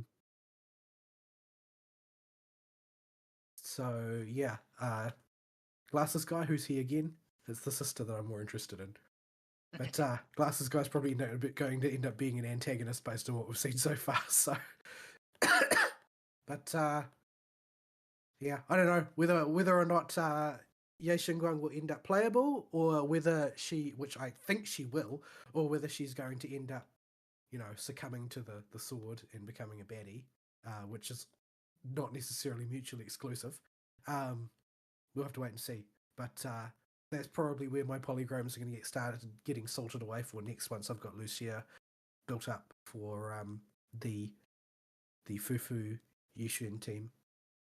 So yeah, I didn't spend a lot of time looking at what events were coming next time because I was busy at the time. So I just sort of skipped through to the cool bits, as it were. But yeah, I don't think I'm going to pull on Yadari because, well, I have Miyabi. I'm not going to pull on every character, so I'll just have to settle for Miyabi doing the ice thing, which is real nuisance when you end up with an Ice Week enemy that has absolutely no interaction with Anomaly whatsoever, or possibly even counter signals it. But you know, you can't win them all. And since in ZZZ 2 stars is good enough, I'm cool with that. Yeah. But I did the rhythm game event last night. I did not realize that what's his name, Hugo's song was so French. Yeah, I didn't realize it was so French either. It's okay. Caesar's song got the hardest song on hard mode. Was it? Yeah. I actually found the hard mode for Caesar's song easier than the easy mode. I didn't. The easy mode tripped me up over and over again. I didn't find any. I had no trouble with. I had no trouble with any of the other songs. Just Caesar's easy mode for some reason. Yeah, I don't think I missed a note at all, but Caesar's song has the highest star rating on hard mode. The star rating doesn't mean anything. Yeah. Like in most rhythm games, the star rating doesn't mean anything. Especially not in older DJ Max songs. Holy crap. But yeah, it's very rhythm heaven.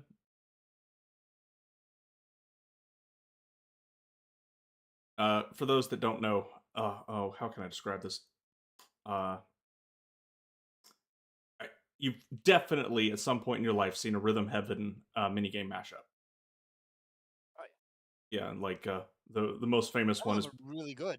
Yeah, the most famous one is the wrestler section of it. I think that goes wubba dubba dub. Is that true? Well, you go big guy. Yeah, that rhythm heaven. It's a singular mini game that fits very in the vein of that. It's just you press a button as with different conditions as it moves across a track. It's a one button rhythm game.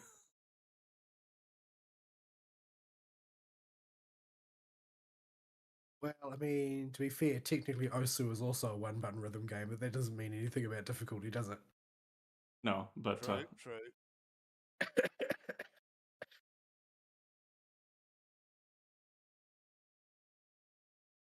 Yeah. Anyway.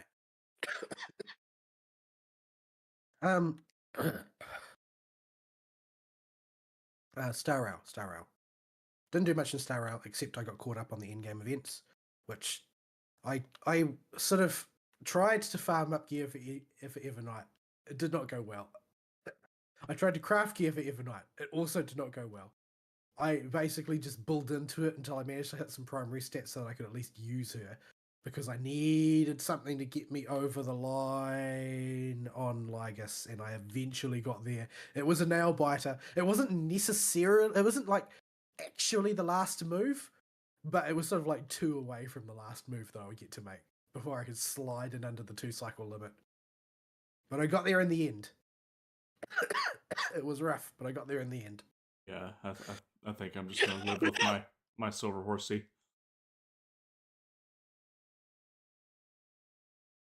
But having gone through that Wushu Mountain training, the Memory of Chaos version of Lygus got kind of teabagged by that team. But yeah, because it is more or less the same thing. You don't have a bonus, but he also has like 40k, like 40 million hit points instead of like 167 million or whatever it is. No, I think there's like 9, I can't remember. There's like a huge factor difference.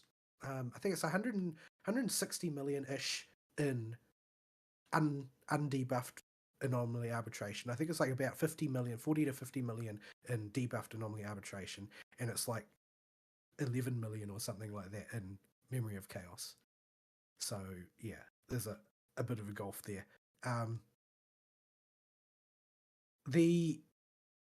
I had trouble with Cocolia as usual in Apocalyptic Shadow, simply because I tried using the dot team against her. I did, and it works way better than my break team, which is my normal go-to for Cocolia in the first phase. But in the second phase, it all falls apart because she just starts randomly freezing people. And the advantage of break teams over dot teams is that break teams mean the enemy doesn't get to move a lot of the time. So you can just hold the enemy in place and beat the crap out of them, which means you don't need to worry about your pace getting broken by freezes CCs, that kind of thing. Dot teams, on the other hand, pretty much do their thing while completely ignoring what the enemy does, because the enemy has to move in order for dot teams to get their bonus damage in. So, yeah, I mean, they've added lots of other triggers to the game now, but fundamentally, dot damage is something that requires the pace of the fight to move forward. And, break teams are the opposite of that. They want to freeze the fight in a particular state and then wail on the opponent while they're powerless to do anything about it. So, yeah, the first phase works out way better with the dot team, because the dot team just moves faster than the break team and doesn't have anywhere near as much setup, because it's on a ramp as opposed to a cliff face. Because it's like, break team is no damage, no damage, no damage, no damage, break all of the damage. Whereas a dot team is just a ramp, like most other types of damage. And it kicks into most of its damage relatively quickly. So that works really well for the early phase. But yeah, Cocolia has too much CC, my goodness. If you get unlucky and she just picks the wrong character to freeze at the wrong time, you just have to start over with Dot. It's a big pain in the backside. The last thing you need is your dots falling off at a bad time. But, yeah, so in the end, I did a mediocre job. The dot team did really, really poorly, so I went and redid it as break, which only did a mediocre job, since the break team is really old now. And the reason why everybody sort of like slash spits on break now, like, I use break because the break ladies are my favorite ladies in the game, and I can use them all in the same team. So I tend to use that team comp a lot, but people spit on it because, unlike, like, most teams get power creeped by increasing hit points, whereas break teams get power creeped by increasing hit points and toughness bars at the same time. So break basically falls off at twice the rate that your average team does, and there's no real helping that. The upshot of all of this is that break needs help. Hopefully help will come in the form of Constance later this year, but we'll have to see what they do with her, since there isn't even a CBT version of her out yet. Not even early beta, so yeah. I did the Dromus event, which was silly and adorable and silly. Mainly silly. Take your I Dromus for a have- ride with Ika, and they have a nice little conversation. I did. I'm sort of now even more confused than ever as to the actual intellectual level of a Dromus. Because it seems like by the end of the story, it's pretty clear that your Dromus is cleverer than Mama. And it's not close. But yeah, it was very silly. I still enjoyed it, and the Dromus is adorable. But it was very strange. I was so happy when the Dromus got smart enough to do the stupid food picker minigame every time. Oh, I gaffed that one so many times. There's like, cakes and cakes with gravy or whatever. It's like, well, which one is it going to be? Yeah, anyway, it's not the most engaging event, but I liked the little stories, and I liked particularly the ones about people coming to the Dromus for counseling. Yeah.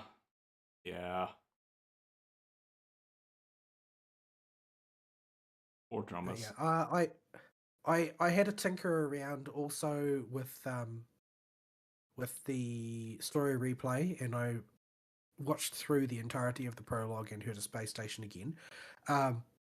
It has some issues. There are some issues with it, namely that they've left out a lot of stuff to the point where certain things that have been included are pointless. Like, if you do, say, Arlen's character story, the content that they have included in the replay is so sparse that you have no idea what the story's about after watching it. They've just left too much out. So yeah, my feedback on that is like, okay, good first step, but you need to implement a full phased world so you can properly re-participate in the story as a whole, not just replay the important cutscenes, because too much content is missing. There are some stories that just make no sense. Some are communicated quite adequately. Like, I'm sure Amphorius probably won't suffer too much because so much of Amphorius is cutscenes, but like, some of the character stories in that just don't function. But it varies. Like, Silverwolf's character story works reasonably well.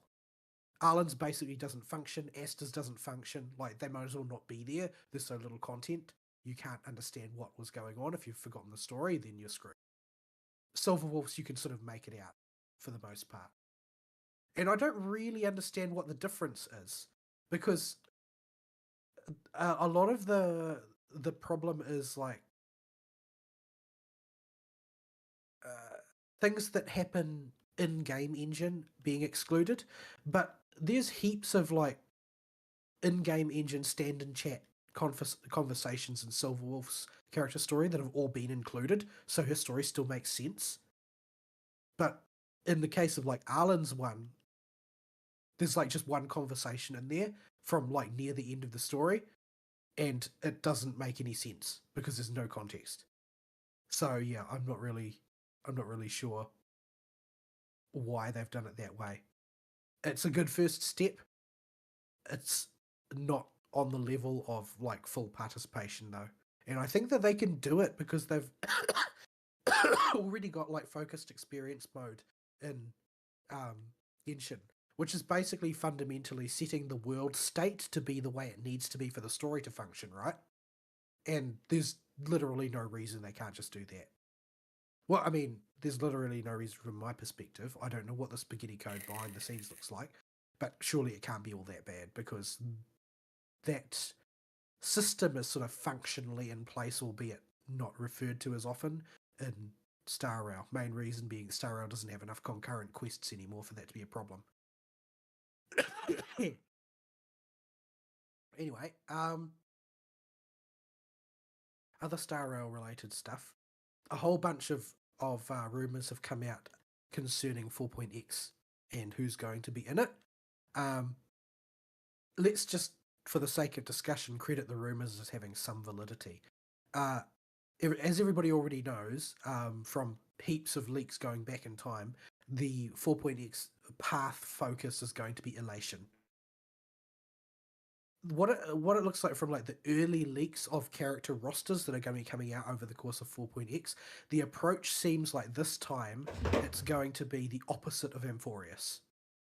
So in Amphorius, they just throw 13 characters at you that you've never met before, and yeah, learn all their names, learn all their backstories in a big hurry, etc., etc. The approach for 4.x seems to be a lot of the characters coming out are going to be SP versions of old characters, which is basically the Honkai Impact approach.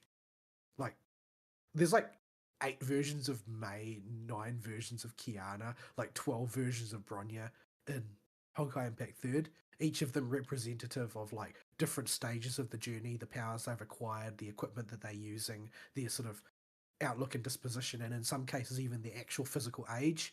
Like, Bronya ages up considerably over the course of the story compared to the others.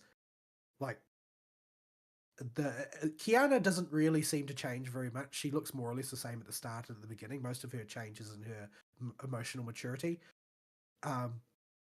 Mei definitively ages from like 16-year-old schoolgirl type age to being sort of like office lady age. And Bronya is the biggest change because she was very petite when she starts out the story. She's like got the build of like a 13 or 14-year-old girl, and by the end of the story she's like a 30-year-old game developer sort of thing. And so there's a lot of change in the course of the story. So they're doing a similar thing for 4.x based on the early leaks.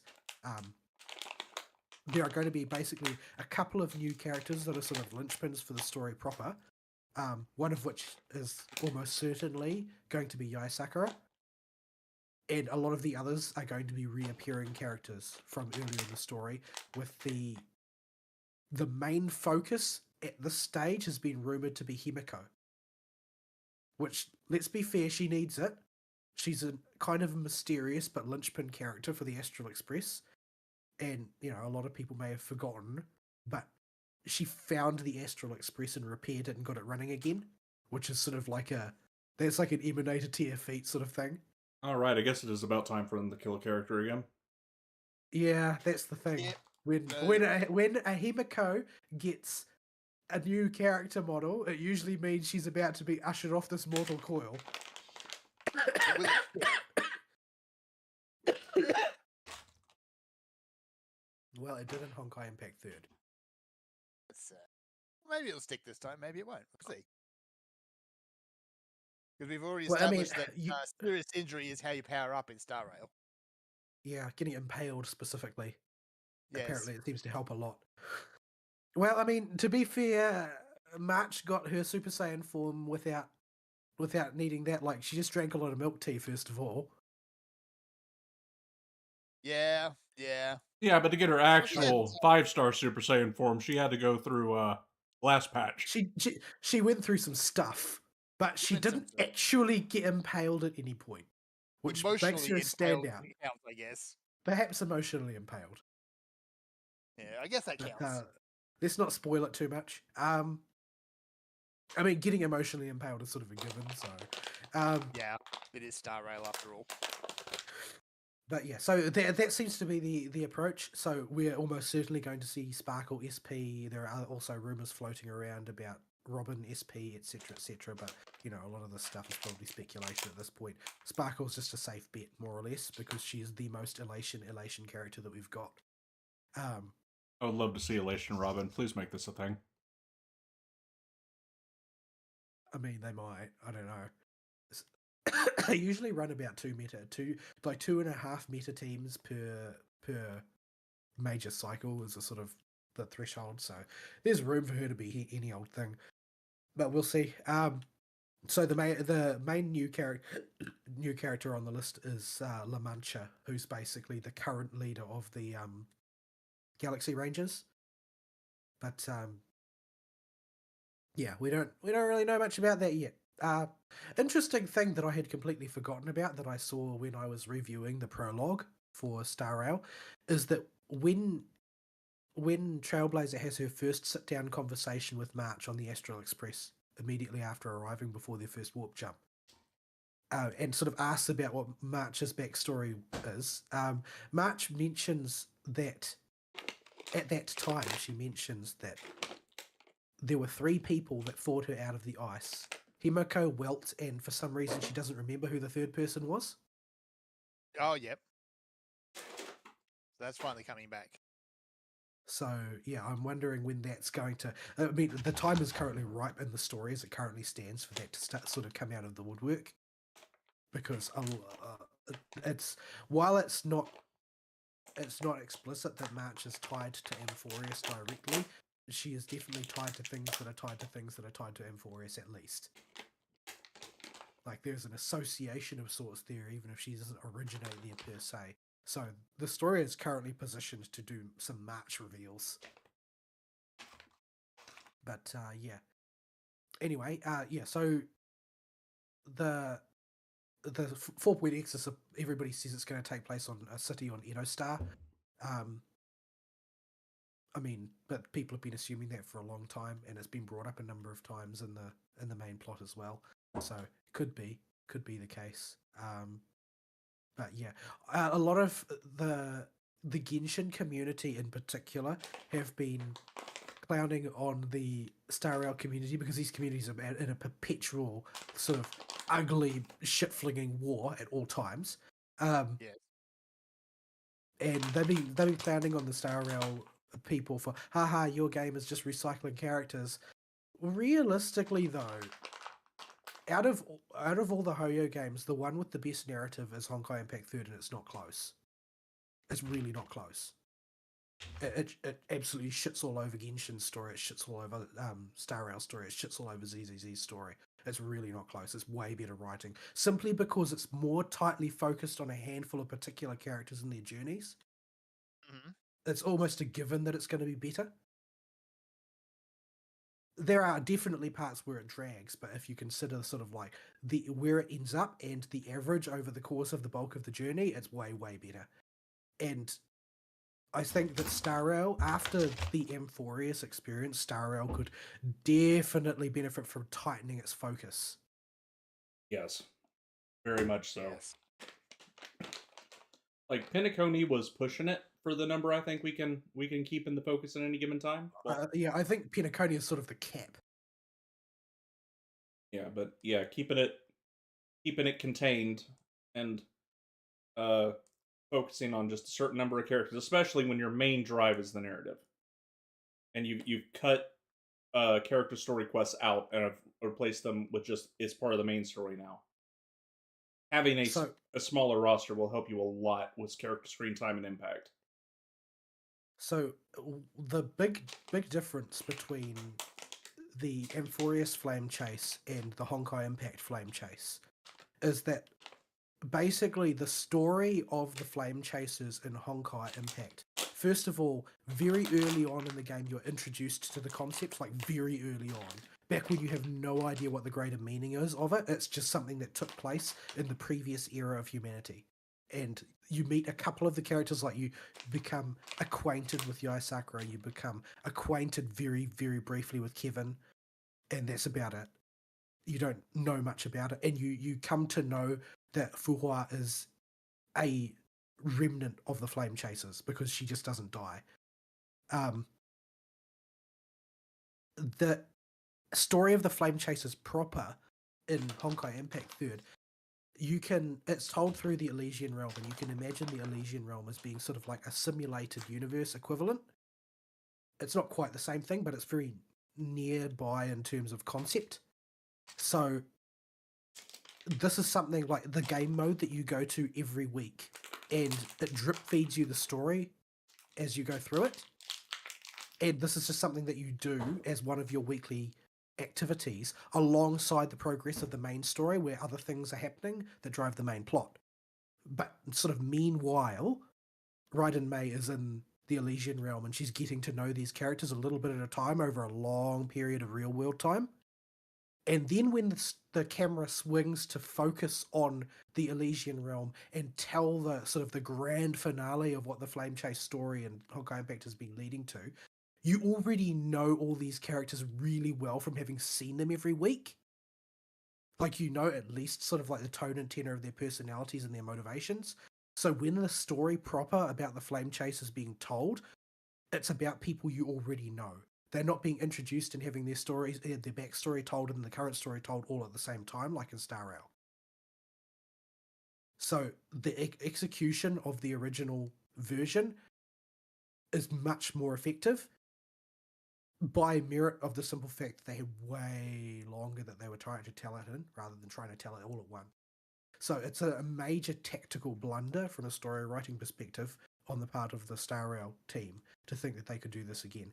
Now, a lot of people have the impression that there's some major benefit gained by knowing the original Flame Chase story, which I only know loosely, to understanding the story of Amphorius, but that's really, really not true. Like, there is very little in common between the two stories, and there's very little in common between the characters. Like, you can sort of see a tenuous relationship between Kevin and Finon, particularly over the course of the entire story of Honkai Impact 3rd. You can sort of see where the parallels are, and there's a much stronger parallel between Cyrene and Elysia. But outside of that, their similarities basically drop close to zero. Like, there's not really any comparison to be drawn. Like, there are people who say that Anaxa is an alternate of Su, and they do have similar sort of like general overarching motivations. Like in Type Moon Law, they would be said to share the same origin, but the origin doesn't really dictate who the character is if the character doesn't know about their own origin. So like they still, like both Su and Anaxa have to varying degrees of sort of like they've got an anti-theist bent. Like they sort of don't particularly like the idea of gods interfering, and they think they shouldn't be respected. But that's about the only similarity the two have. Well, and they've got green hair. Green hair is also. Gotta say that sounds like Reddit's favorite character right there. Well, not really, because I don't really think that that's the case, because like, Anax is like fundamentally more sophisticated than Heredita, but he doesn't go around denying that the Titans are real. He just thinks that there's way more to it than that. Oh, I guarantee you, that's exactly how the Redditors would read the story because they are that dumb. I don't think Redditors can read. After all, that particular tier of people are the ones that have uncovered the grand underlying subtext that every single character in the universe is gay. So, Along with yeah. Twitter, apparently. Well, I mean, apparently the Tumblr's basically not used anymore, and it used to be quarantined there. Yeah. That was the worst thing ever, man. I wonder what Twitter Should would be work like if Tumblr had never shut down. Well, the Tumblr didn't really shut down, but it No, functionally. it still exists. No, what they did was they banned porn. Yeah. So all of the gooners over there talking about their imaginary sexualities all migrated to Twitter, and then all said that they migrated to Blue Sky and then didn't. Or Well, they sort of did. Then they came back. or they have a Blue Sky account where they post in their hug box about the stuff they see on Twitter. Well, there's that too. And then they go back to Twitter to complain how they're never coming back to Twitter. Cough, Stephen King cough. Cough, cough Mark Hamill cough. Anyway, yeah. So I'm interested to see that they've taken that on board. Like, even from the perspective of a writer, and particularly a writer who is going to be conversant on a daily basis with the people who are deciding what ends up on the cutting room floor. If you're writing a plot like Amphorius, you're going to have a lot of tough conversations over the course of this past year. Because they're trying to put too much content in to one story. The story is bulging at the seams with superfluous garbage because they've tried to tell too many stories simultaneously. Like, if they had spent several patches laying all of the fundamental groundwork through Simulated Universe the way they did in Honkai Impact 3rd, maybe they could have gotten away with it, but that was not what they did, and so now they're paying the price. So They also 4 point... Go on. Oh, they also have a issue where none of the characters they got married to this idea of no character is a minor character in Amphorius. I don't think we've got a single 4-star. No, and that's been really, really bad for the game balance. If they have like 2 Edo Star characters of any significance they actually knew, and the rest of the roster is filled out with reappearances, that means there's going to be a surplus of characters floating around in that world who could potentially become 4 stars. Yeah, and this has been a real problem because like Misha and Gallagher don't need to. They do get a chunk of screen time, but they don't need to be as forefront because they're not 5-stars. It does make you decide how much screen time to give a character. It lets you get away with less and have to work within constraints. And I think, especially in Misha's case, they did a lot with a real little amount of screen time, still making that character have impact and still keeping him a minor character. Him having mystique to who he was and why he was there was sort of part of his story. And to some extent, the same was kind of true of Gallagher. Gallagher still got his moment to Aura Farm as well. But, yeah. Especially when they introduced him, he was like, holy crap, is this guy actually the villain? It's like, or is he? Is he not? Like, to this very day, we don't really know who Gallagher was. I don't think we ever will. I think that's kind of the stick. Well, we might see Gallagher SP in the future. Well, and he, like, in his paths, but, like, not, its whole shtick is you don't find that crap out. Yeah, well, I mean, that's the thing, right? Like, the case for him, the strongest case is for him being a Pathstrider of Enigmata. So his story can be whatever he wants it to be. He's a history fictionologist. But, yeah, there just were no 4-star characters in Amphorius. Yeah, so I suppose the worst case scenario is that they overcorrect in the opposite direction. But even if they do, like, this is sort of what iteration is about, right? The mathematically speaking, the iterative process is you strike above and then you strike below and then you strike above and then you strike below and you move closer and closer to the golden mean as you go forward. The only question is how fast you can get there. So yeah, best of luck to him. I'm certainly looking forward to seeing a more tightly focused story, because as much as I love very complex and broad world building with lots of interesting lore to sink your teeth into, the rails a story runs on are the people that are experiencing it. and if it's not cohesive, then the rest of it won't hang together. Yeah. I'm a little sad we wasted the Greek. Well, we didn't waste the Greek aesthetic. It wasn't like a terrible story, but like I really like the Greek aesthetic, and and I kind of wish it was more focused. We're bouncing way all over the place in Lamphorius.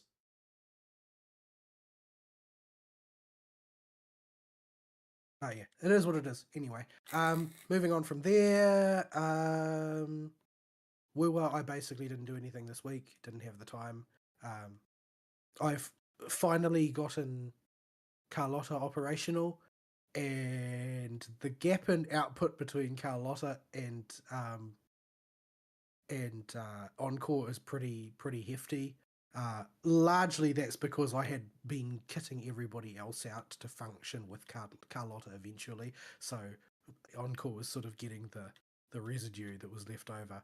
But yeah, I finally got a team that is working.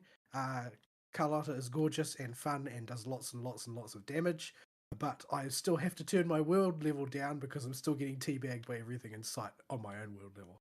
So I just need to do that mat farming, man. Maybe I'll have to buy a battle pass or something to get the amount of mats in the bank up, because it's very Genshin that way. Yeah.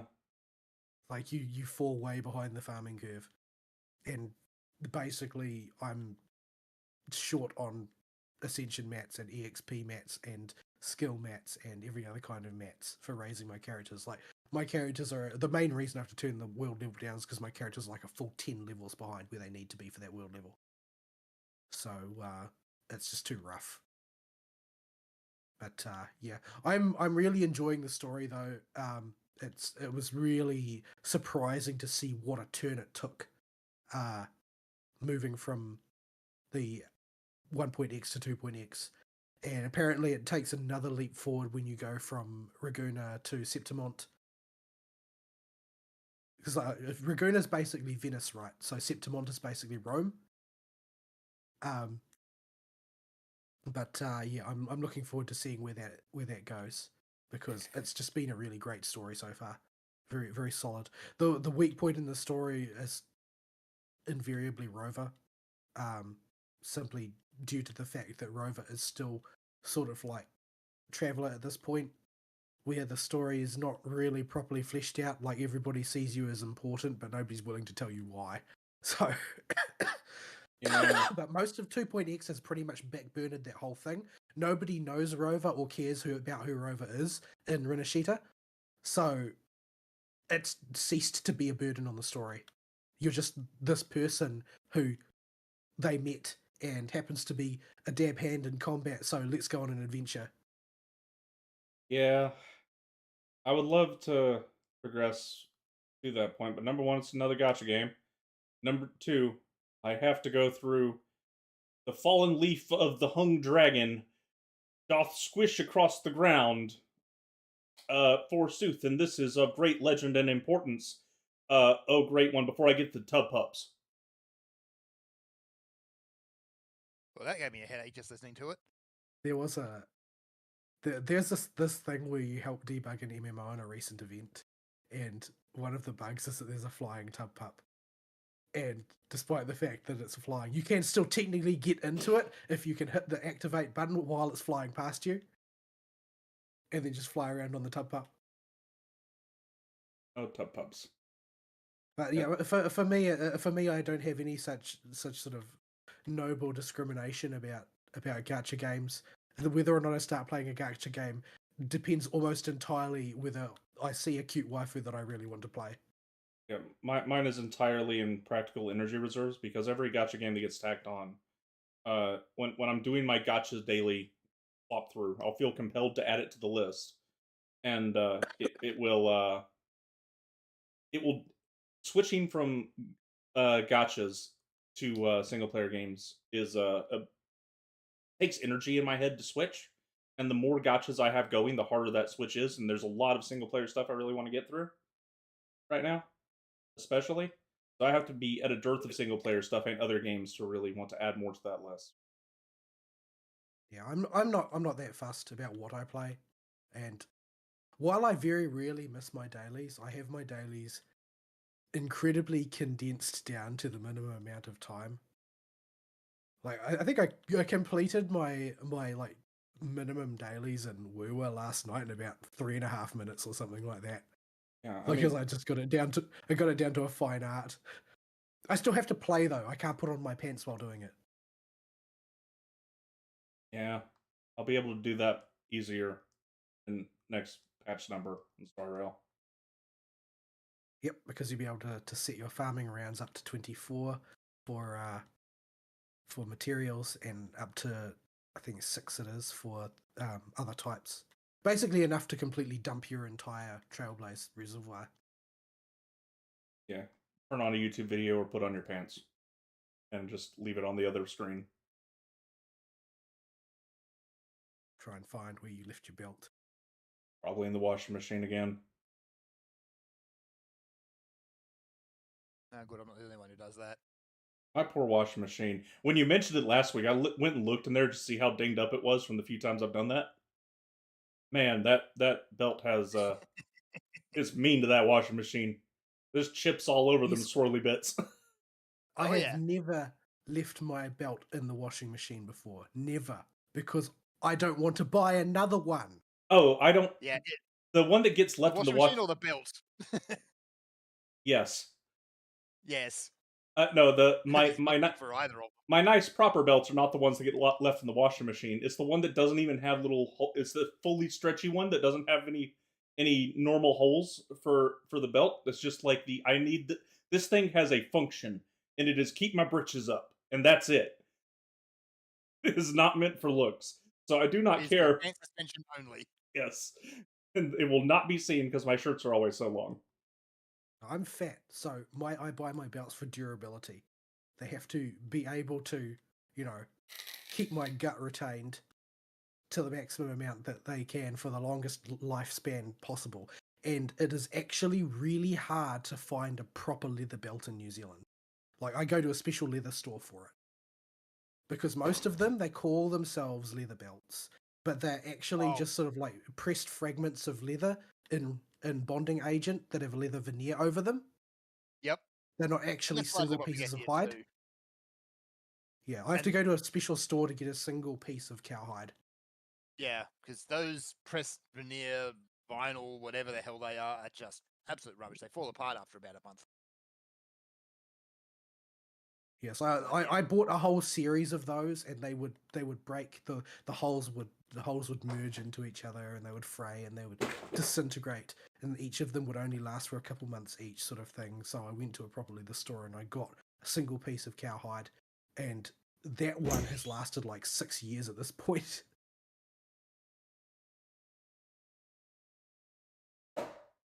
Anyway, sartorial choices aside, we'll call it into my week there. Okay. I was looking for my phone. It must be upstairs though. To I need to demonstrate go adjust the thermostat. It's blisteringly hot in here.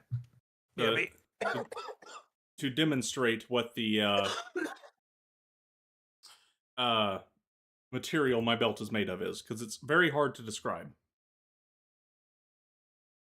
Also, I was going to take a picture of my boxes, which are in clear line of sight, living under a table, along with 2 extra monitors that I need to throw away. Oh yeah, the monitors. I I don't see. finally Oh, gave hang on. some. Yeah, I finally managed to give some away. My dad had never used a monitor above 1080p before. And I had like this 1440p monitor that was just laying around downstairs, and the cleaners were upstairs. They paid some people to come do some deep cleaning upstairs. And they were in his office while he was working. So he comes downstairs. It's like, these monitors work? Like, yeah, it should. Probably got a cable in the box. Go get the cable from the box, plug it into his laptop. He's like, I can see. It's so much clearer. Is this a setting on the monitor? I'm like, no, it's just a higher resolution, the one you've got upstairs. He's like, can I have Yeah. this? I'm like, yeah, you can take it. Yeah, I've been trying to give those away and was about to throw them in the trash.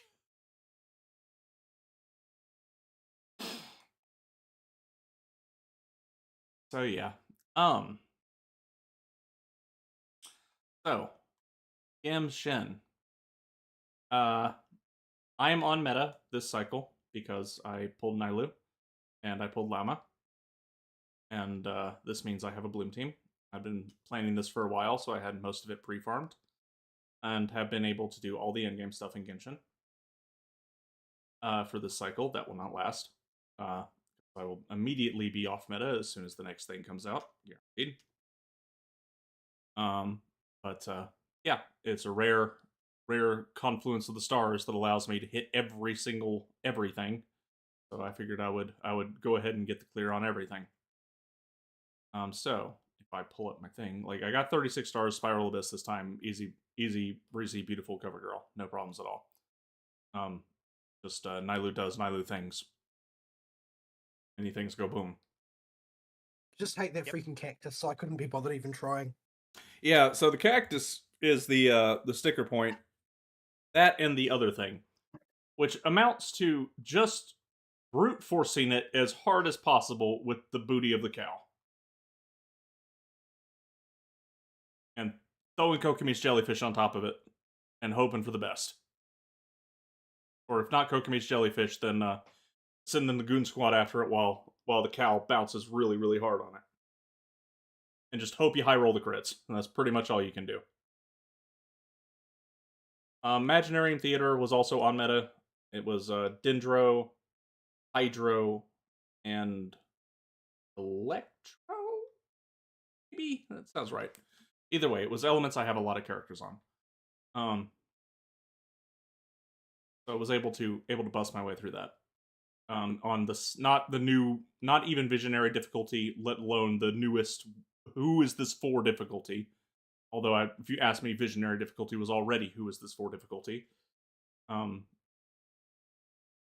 the stars really have to line up for even my account that's more horizontally invested than either of these two to be able to queue into the hardest difficulty.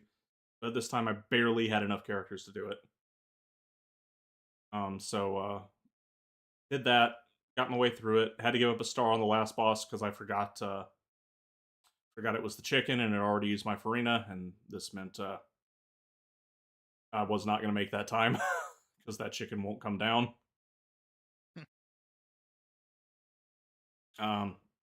For the main gameplay mode, the Stygian Onslaught, let's see. Track that, here we go. Few challenge details.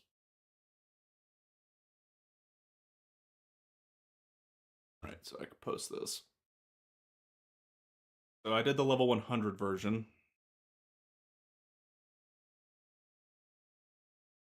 Which is the second highest version. I managed to get it with those teams. That's a standard Chaska rainbow team with Zelonan support instead of the final third part of the rainbow. The Bloom team, and cow bounces really, really hard, hope for high rolls.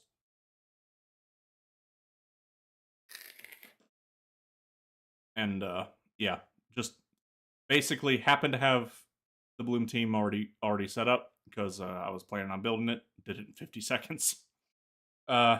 Had Chaska, managed to barely squeak out Aeon Blight Drake, and when I finally got around where I was able to bust the shield both times from high rolls on Bouncy Cow, managed to kick down the Fatui dude. But nice. Yeah, that one was a little rough because I'm not on meta for that one, and I really, really had to hope for high rolls and proper timing with the electrocharged hits. Which, because it's the Goon Squad applying the Hydro, that's basically just retry it until you get it. Because Kokomi needed to, well, she didn't need to be with as much damage as those Blooms were doing, but she's the driver of the Bloom team, so she was on the Bloom team. So I couldn't just drop the jellyfish on him. So, yeah, it was workable. All my criticisms, I think, are still valid, though. These are very exclusionary bosses when you're off meta. I had to push really hard on the one that I was off meta for. If I didn't have Chaska, I wouldn't have been able to cheese Aeon Blight Drake, and Aeon Blight Drake in particular, I think, is a very mean boss, especially right now, to put in there, because there's only one character that really specializes in AoE or in rainbow damage, and if you don't have them, you're just kind of boned. Like you can do it, there's ways to make rainbow teams to do Aeon Blight Drake with a bow user that can knock it out of the sky. And you do still have to knock it out of the sky even with Chaska, otherwise its defenses stay too high. But it's just a very, very exclusionary character, and one that I think is just really mean to include, kind of like the hyper exclusionary cryo robot. I imagine the stupid crab is much the same. Because while Nailu trivializes that crab, if you don't have the bigger bloom explosion for more damage, you're not going to be able to activate enough cores quick enough through just a few blooms to knock that thing out of the sky. And the Fatui dude is just you gotta bust that shield, and you either need to engage with the electrocharged element if you're off meta whether you like it or not, and you've also got to hope for high rolls if you do that. Like, I could not brute force it with Navia. My Navia hits harder than my Barista does, but it doesn't interact with that shield well enough to knock it down. So yeah, it's just all these are very exclusionary bosses. Almost nobody has Nailu, especially before this patch, and only crazy people that were either planning to pull for her for the memes before Lama got announced, or people that see money as no object, or people that have Nailu. Like, she's such a niche character. There is no reason to include a boss in any kind of general in-game mode that emphasizes Nailu. Like, just why would you make a boss? What is the non-premium bloom team? Is there one? Like, has anybody even bothered to math one? Maybe, but the fact of the matter is your blooms take 10 seconds to pop without Nailu, and they're way smaller. I guess ultimately that is why Hyper Bloom became the Bloom team. Yeah, like nobody was attempting to play Bloom if they didn't have Nailu. If they weren't like a Nailu partisan, as it were. Yeah. Everybody was playing Hyper Bloom because Hyper Bloom is basically a manually triggered Bloom. Yeah, and it just pushes that damage guaranteed onto a target. But our girl here, while she is lovely, she's a niche character. She's a super niche character that just should not have a boss designed around her. I don't know why they have. I would never ever recommend anybody who doesn't just like Nailu or the idea of the big funny bloom bomb team pull for, because it's a stupidly restrictive team to build. If you want the full output version, it does work, and it does do the big funny numbers, especially with our favorite deer. But before the big deer, it had gone from like the meta for one patch in Sumeru before Hyper Bloom became a thing to complete irrelevance, and nobody played it.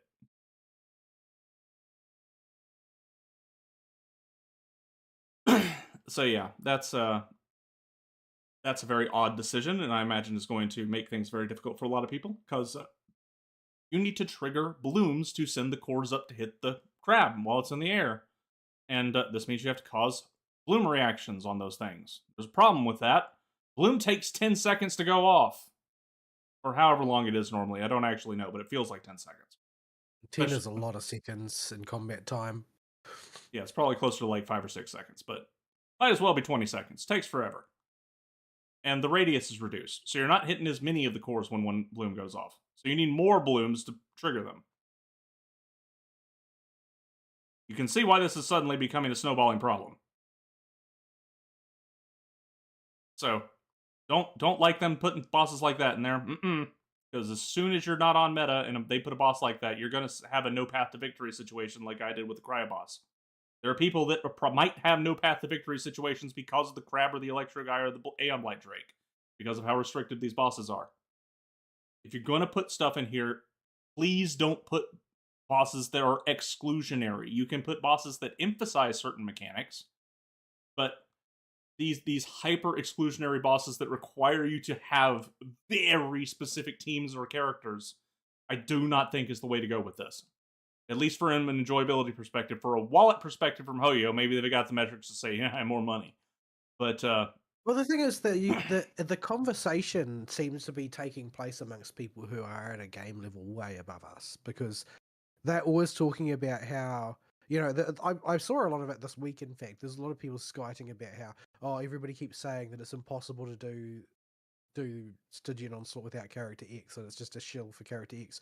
And then they post all these videos of people doing it with like random characters who are 4 stars and that sort of thing. It's like the level of play we're talking about, the level of farming, the level of practice, the sheer number of attempts required to crit mold your way to victory, none of that appears in the video. Yeah, and in particular in this discussion is the level of farming needed. Because I posted earlier today a breakdown of, like, on a scale of 1 to 10, what you can call a character done at. And it was mostly a joke, because you're never going to get above a 7 on the scale I posted, ever, if you're a human being. But it's like, if we can, 0 is random crap on your characters, 3 is the correct stats or the correct primary stats and the correct set. A 5 is 1 substat is correct on each piece, with maybe a roll into it. A 7 is 2 correct substats per piece, probably about 2 rolls into it. This is realistically about as far as any player is going to get. Nobody is going to build past this point because it's insane. You start getting up to, your 5 of 5 rolls in all correct substats, and then high rolling those rolls at your 11, and then getting the best tertiaries on top of it. This is the kind of level of gear these people have, and we're talking maximum daily refreshes for months to build one character to that point. I presume most of the people who are posting these things are mono gamers for Genshin. Yeah, like this is redonkulously improbable and possibly impossible depending on how your drops go. Like, realistically, you can get a 7 or 8 on that if you really, really, really work on a character. I might have I might have a couple good pieces. I did show you a good piece that I got on my Nahida once. I think it's like one of my only good pieces on any character, in fact. Yeah, like the amount of god rolls on. This is probably my single best piece that I have on any character to suit that character. In fact, where is my? Because you just don't get good pieces most of the time, and it's even not that great for Nahida. In a lot of ways, overemphasizes crit, which is not really that important for Nahida. But it just didn't miss. Like, this is a freaking unicorn piece. Yeah, the thing just didn't miss. It had an even shot on everything, and it didn't miss. So yeah, but that is so rare. My account has one. Yeah, just one. Yeah, never mind that most of the stats characters want are several of them are lower weighted stats that are going to be much harder to get, like getting crit rate, crit damage together on some things, or getting an elemental mastery hat at all feels like an impossibility. So yeah, I don't agree with those takes at all from those high level players that don't exist on the same planet, because even if my problem with it is not that I don't mind them having their own little world. That's fine. They can have their own little world. The point at which I have issue with it is when Hoyo play into them. Like, I don't mind them having these absurdly difficult bosses. It does give you something to reach for. What bothers me is the reward. The reward that they get is the one that the people who can't get the reward need. Yeah, they get like, if you want to make those awesome pieces of gear and you don't have infinite refreshes worth of time and money to spend on it, you need those feathers. They are your best bet to raising your characters to the next level. Yeah, and they're what are they locked behind? Already having those good pieces. Yeah, so they can say you can do this with 4 stars all day long, and they can tell you how much of it's a skill issue, but I guarantee they've all farmed their butts off. Like, it's just, I would not even have a problem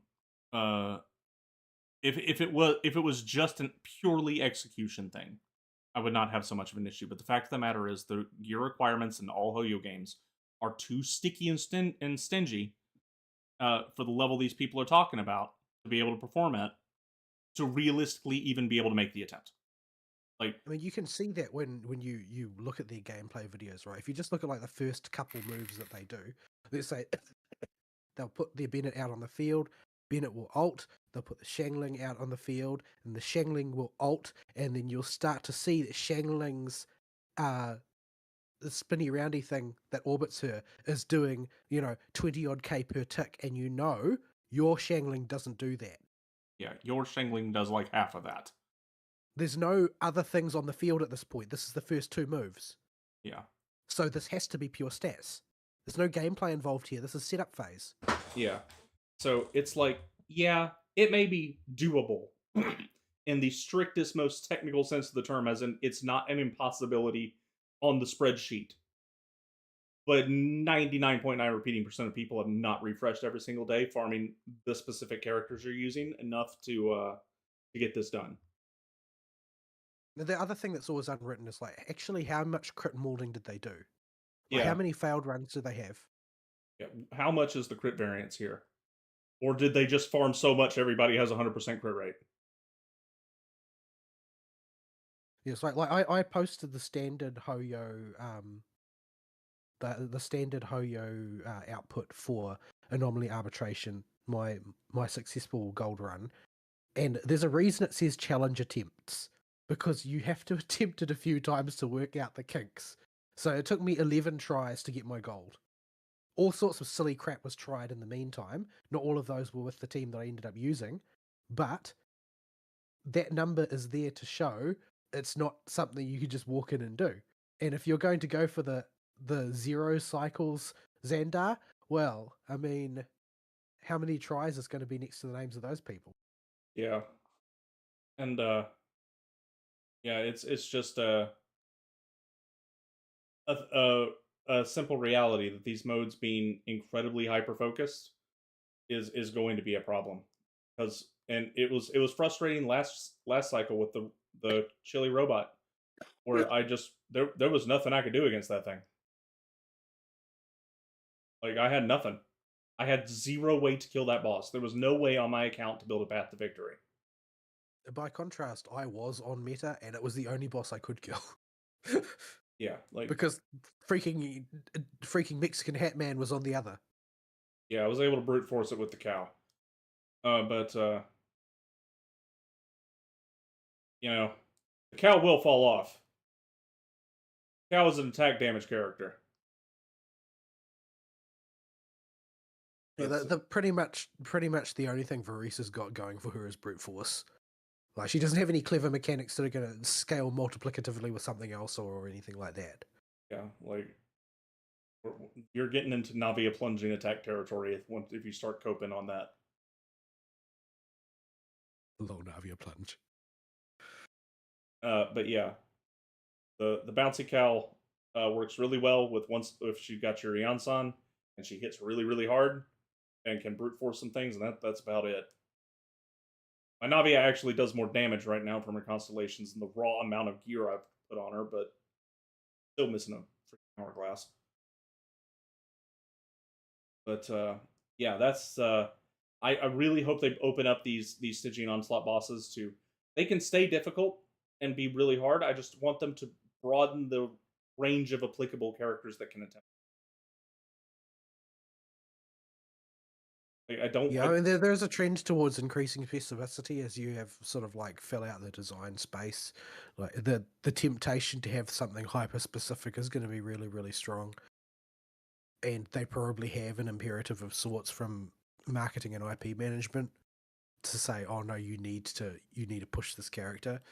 But I think that there is room for them to be a little bit more creative than they have been, and just stop saying, okay, so we'll just design a boss and then we'll arbitrarily select recent push mechanic X and make that the necessary way to bring down its 99% reduction shield. Yeah, like you have to interact with this in some way, or have the most geared to the teeth damage character that's still relatively recent to brute force it. And even then, that may not work. See Cryo Robot. Yeah, I mean, on the upside, at least, like, you say you're going to fall off meta after this cycle, but remember the next cycle is Nefa, who's also bloom centric. Yeah, not sure how that's going to interact. We'll see. But Well, the thing is that they are confident that they can sell Nefer because nobody bought Nailu. So they probably don't mind if the Nailu people are allowed to stay in meta for another cycle. if we get one extra round, we get a bonus round. Yeah, I got two Nailus. About to get 3 Nailus once I finish the weekly chain. What are we up to? This was the 4th or 3rd week. This is week 4.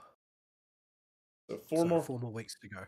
And then I get the cracked Nailu constellation.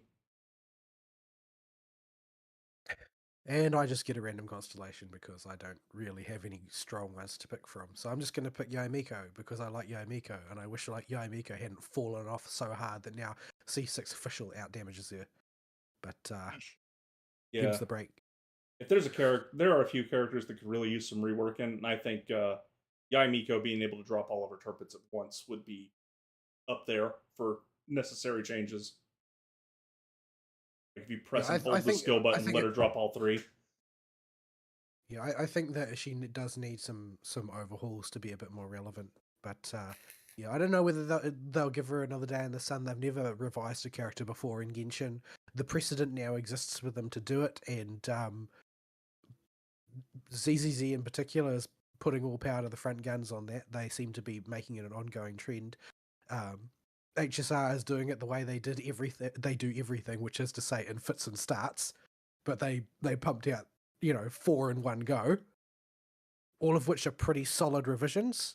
All of the Blade faithful get to use their beloved husbando in their main team again. Same with the people who waifu Jingyu.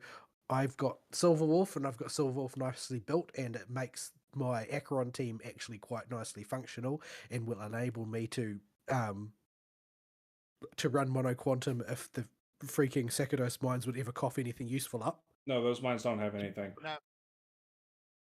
No. That set might be worse than the Memo Sprite set for getting good pieces. Ugh. Yeah, I want to gear my Sparkle though. I really, really like Sparkle's design. Like as a among the character design, she's got one of my favorites in the game. She's got one of the most sort of like cohesive and consistent design motifs amongst the characters, being the goldfish thing. But yeah, unfortunately, I can't get a single piece of gear that's any good on her. And I expect I need to farm Lushaka again. Always need to farm Lushaka. Lushaka just happens to be the best for every character that's even kind of a supporty character. Yeah, if they have an energy based ult, you need Lushaka. Like if it's double drops on orbments, or you cap out on your free tokens, it's just turn it on the Lushaka node and go watch something on the other monitor. Oh, they're called orbments now, aren't they? Look, I've been playing a lot of Trails.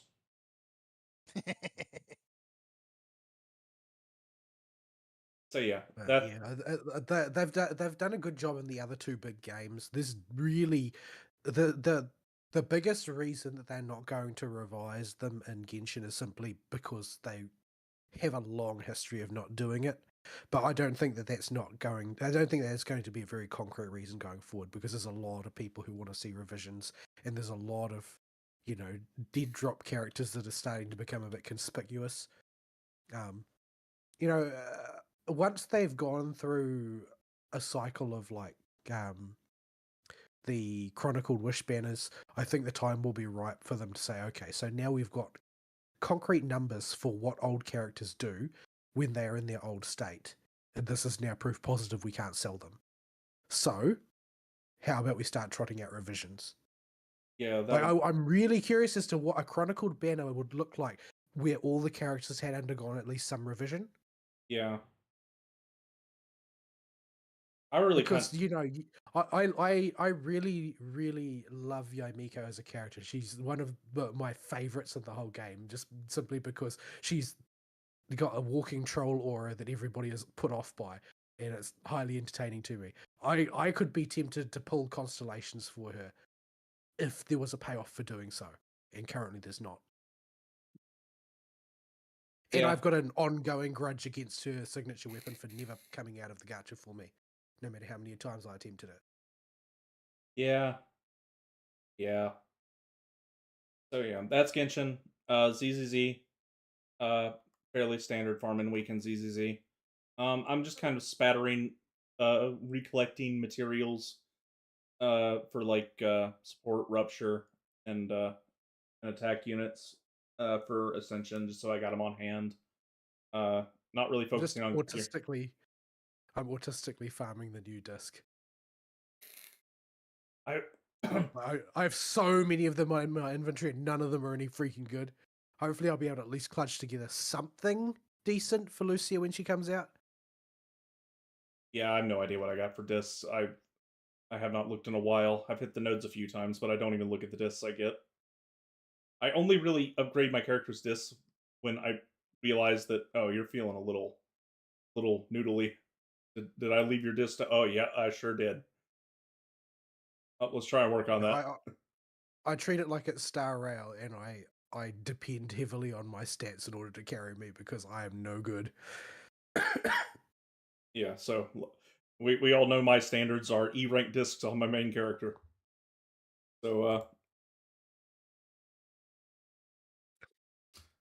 So yeah, that's where we're at in ZZ Star Rail. I'm happy with my silver horse. I can't even attempt to get stars on the first two mini bosses. There is no path to victory there. Or you might be able to tune up like one extra star, but I don't think that the odds are very good, and you would probably have to go to a disproportionate amount of effort to get there. Yeah, and it would require a whole lot of going fishing and hoping to get fishing luck in the gear mines to get there. To be fair, though, they have gone sort of like the Deadly Assault route, and the rewards are sort of heavily slanted in favor of few stars. Yeah, so I've got my silver pony. That's good enough. But yeah, I don't have a break But team. for me, if the music of the boss fight is cool enough, I don't mind how many times I have to do it. Like, that's pretty much what it comes down to for me. It's like, is the score good? That's part of the reason why I've just loved Not Cry so much, is because I love the music. Even the really goofy music that plays in Nasha Town sometimes, I even love those. I love that song. I can't I help but love the sing along to it. I still don't think anything beats Fontaine's generic battle theme for me, though. I love Fontaine's basic battle theme. But yeah, it's definitely better than Natlands. Natland had some real losers in the soundtrack that I just Yeah, got. I mean, as an overall soundscape, it was sort of like it's sort of like academically solid. Like, it had all of the parts necessary in order to be a cohesive themed soundscape, but it just didn't do anything for me, you know? Yeah, it was. I can't say what it reminds me of because I'll get in trouble. Best you don't. But It reminds me of the local landscaping industry. Yeah, jeez. or the areas next to it anyway. Yeah, I enjoyed it in bits, but there's a lot of bits in there that just didn't feel right, I guess you could say. Like the whole thing didn't hold together as a single unit. If you could delete the graffiti from the visual aesthetic of Natland, it would probably be my favorite looking zone in the game. But the graffiti just makes it lose so many points when it's all over the place. I hate it. Yeah, I'm not particularly enthused yet, but it was clear that the officers were on a kick, right? Remember, when they were designing Natlan, they also designed Rapper. Ah, yeah. Yeah. They were clearly having a thing. They were definitely having a thing. The artist had just watched some movie. Now, my favorite place in Natland though is probably the inside the volcano. Yeah, I love Inside the Volcano. I like Ochkanatlan too, the area up north where you fly around a lot. I like that. But Sometimes the volcano, so much work to do. I think inside the volcano is a really spectacular zone, and it really captures that sort of like Legend of Zelda feeling of going on an adventure in sort of like an ancient, unfamiliar place. yeah, Nice. you really need to go inside the volcano. It's a big volcano. Very big volcano. Yeah. It took me a long time to clean that one up. I went back and realized I had missed a lot there. I hit the 100% mark, but it feels more like about 70%. Yeah. So that's Hoyo. Hoyo's pretty much the only gacha games I'm keeping up with. I've finished my current objective in Genshin, which was build the Bloom team. Llama could use better gear still, but it's workable as is. I crafted a few pieces for her. And Nailu I had eonks to farm for, so she was ready before the pull-in started. And now you can tell us about pianists. Right. That line was actually hilarious. So I wish I could find a clip of it. So, the actual thing that ate all my time this week. Now, my playtime, as usual, not a metric to go by because I got pulled away from my PC a lot. So we're really closer to like 25 hours played, even though it says almost 50. And that is the Trails in the Sky remake. As I mentioned last week, was going through it. I was thinking about waiting until the second chapter remake came out because first chapter is a glorified prologue. For those that haven't played it. I mean, that's a pretty freaking solid prologue then, because it's the only Trails game I've played through in depth multiple times. Yeah, and it's a really, really good prologue, but it's all building up for stuff in second chapter.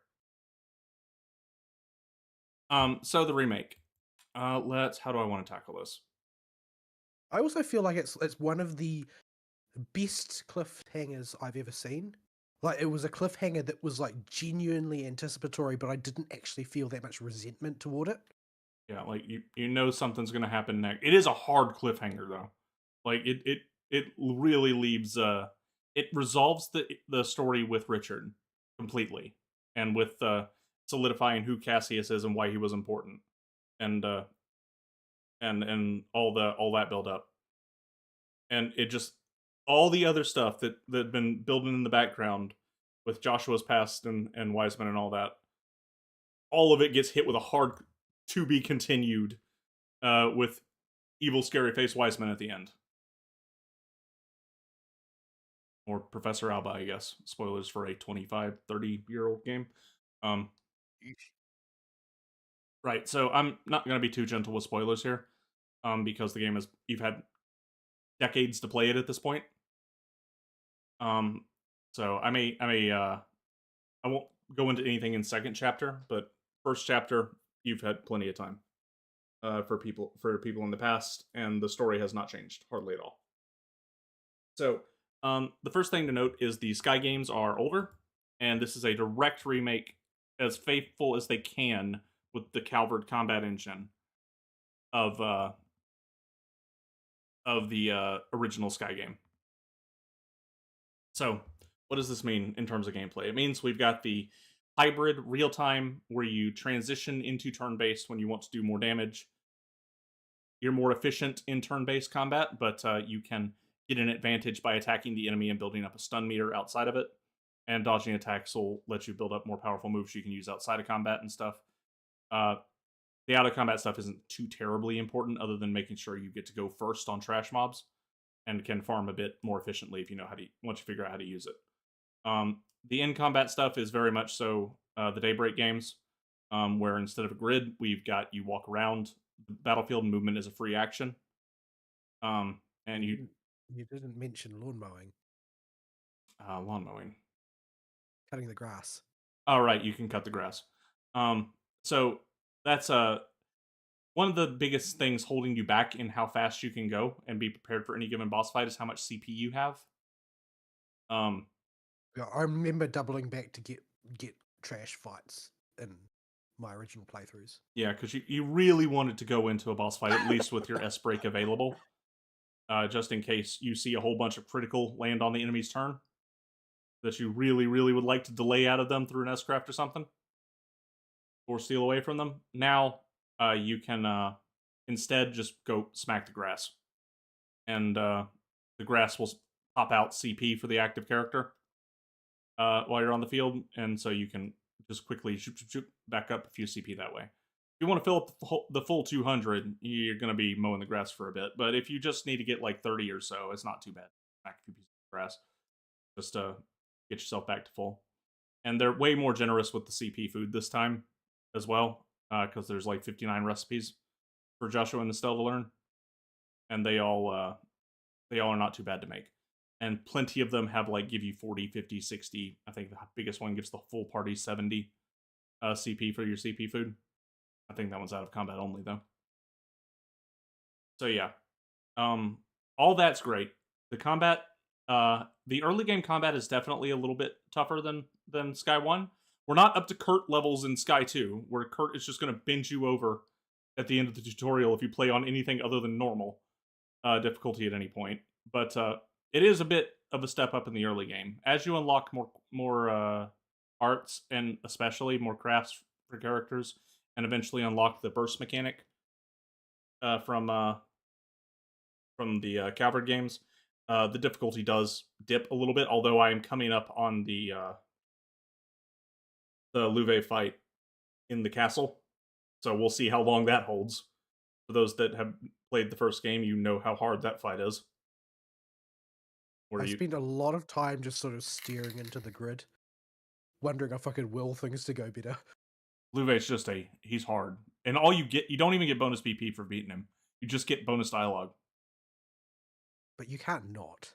Yeah, he is beatable. He's just really, really, really hard. And part of it is because, like, number one, he's Louvet. And number two is you only have Shara, Chloe, and Estelle to fight him with. And Shara has literally just rejoined your party, I think mid-fight, so you don't even have time to tweak her ornaments. You're just rolling with whatever she's got. Oh, that's just cruel. So it's normally when the game throws a character like that into you at your mid-fight, they're overpowered, but no, narrative comes first, and Shara busts in right as the fight's starting. So you can lose the fight, and the story continues, and you don't even lose any BP or any progress or anything, but it's just gonna hang over your head. Like, it can be beaten. It totally can. And it totally can. You get bonus dialogue.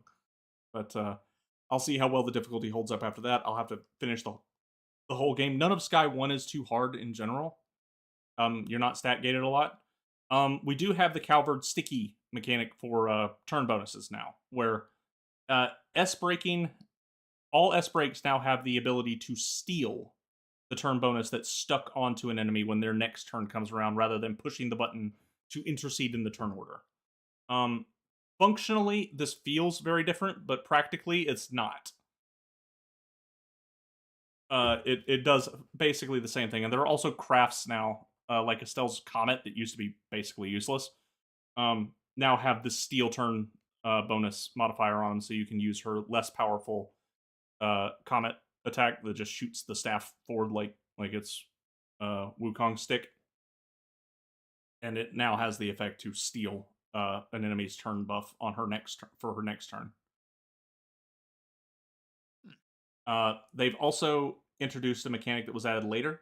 Most characters' crafts were not divided, with each craft individually being either magic or physical. In this game, they are. Each craft is either magic or physical and scales with ATS or attack. ATS being arts attack. So, and they did give us that aforementioned Comet move on Estelle gets double duty for utility usage because it's a magic attack. So if you find something with stupidly high defense like the turtles or something, you're not just totally screwed with Estelle and cast in wimpy arts. You can use her craft now to smack it.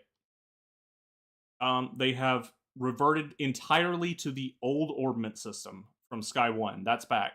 None of the fancy new stuff where you equip Master Quartz and can directly equip abilities as Quartz with passive stat buffs on all of them, and none of that crap.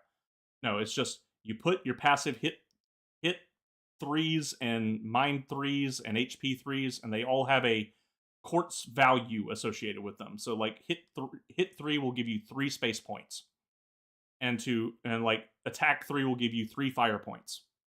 And attack 2 will give you like 2 fire points. And you need a certain amount of each of certain elements. So if you want the biggest fire spell, I think it's 5 fire points, like 3 earth points, and 2 space points. Throughout the character's entire ornament line. So it has to follow a line on their grid. And if you have a tally that meets that criteria, then you will unlock that spell.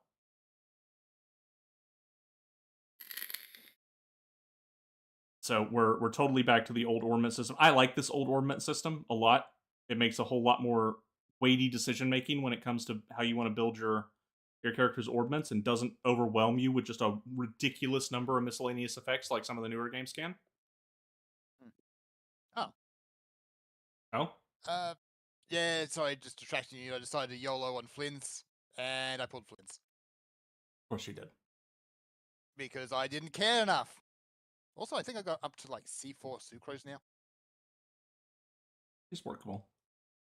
She's workable. So yeah, now we gotta go get Anyway. your Flynn stuff.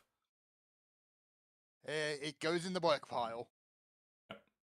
So that's the gameplay side of things. I'll give a more detailed breakdown on stuff I have with the combat gameplay as I actually finish the game. Sky series gets really fleshed out in second chapter for the combat options you have when characters get their full craft list and the full arts repertoire is available. One thing I do like about Sky first chapter and second chapter as well is the arts in each element are not locked in a way that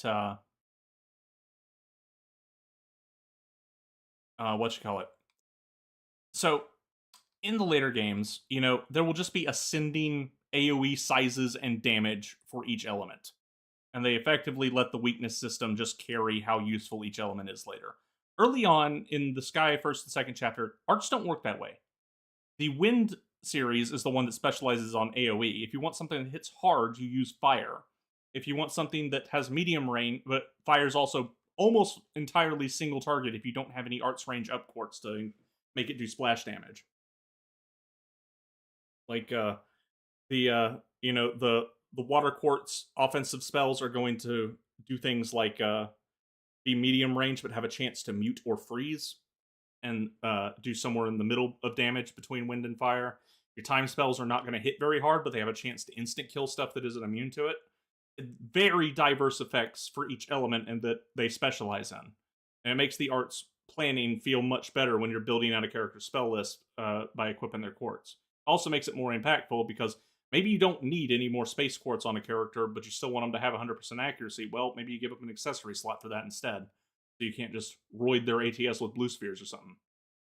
So very interesting decisions, and I felt like hard has been workable difficulty the whole way through. I haven't noticed anything out of reach at all. They've also included, well, I'm still on the gameplay section before I get completely off of it, caves. So I'm gonna post a couple screenshots I took in live show chat.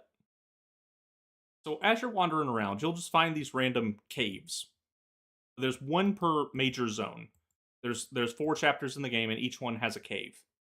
And it's just off on the main road somewhere. And when you walk inside, it'll be absolutely bursting with mooks from the area. And every time you leave and come back, it'll be refreshed with different mooks from the area. And they have set patterns they can spawn in.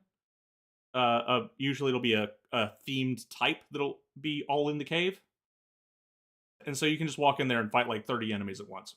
And this makes farming a breeze. Means you don't have to waste very much time farming at all. Need monster ingredients for recipes? Cool, go in the cave. Need more Sepith? Cool, go in the cave. The cave. Yeah, just find that zone's cave and you're good to go.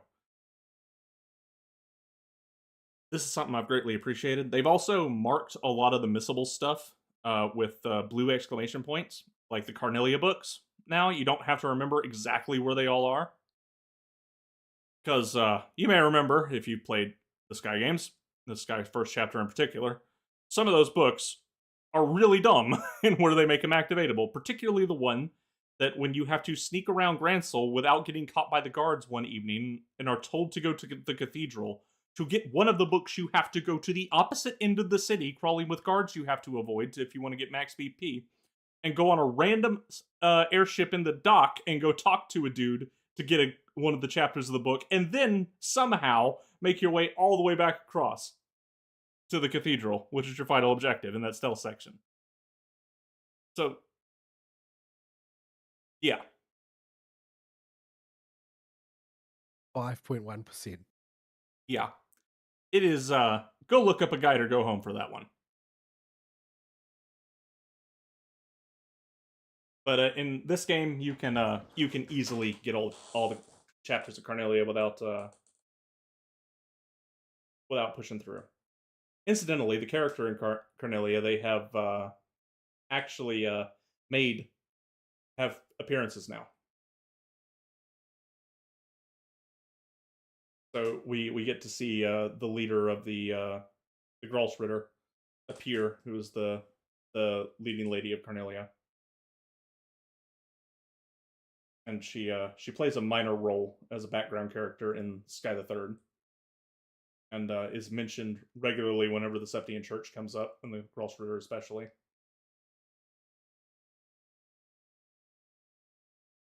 So yeah,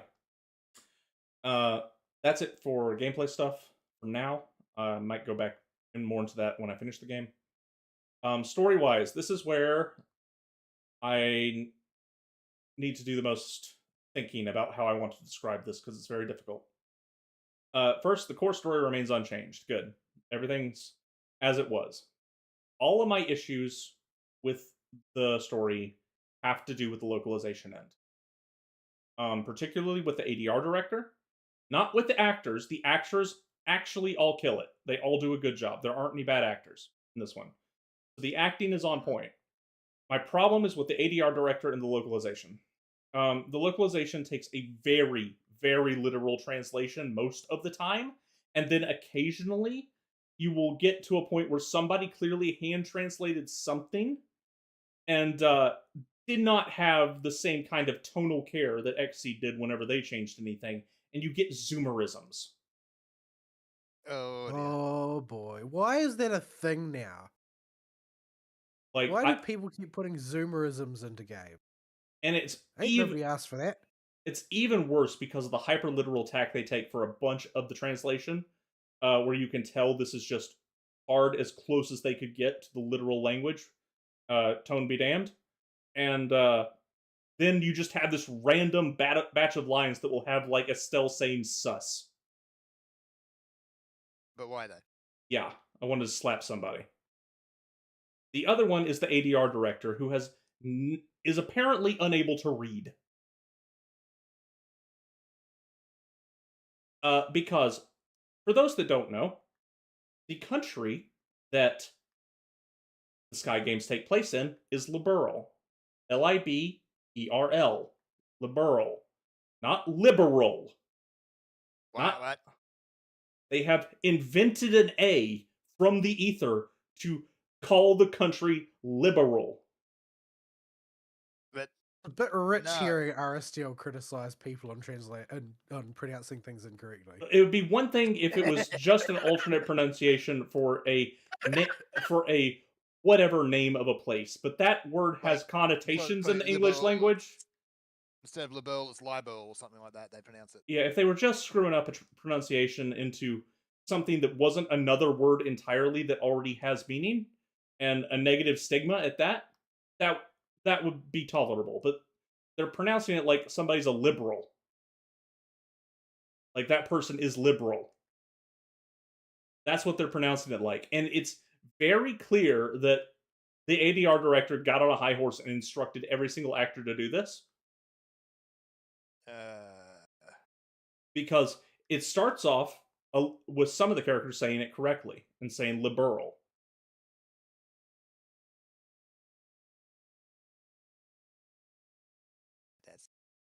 That's correct.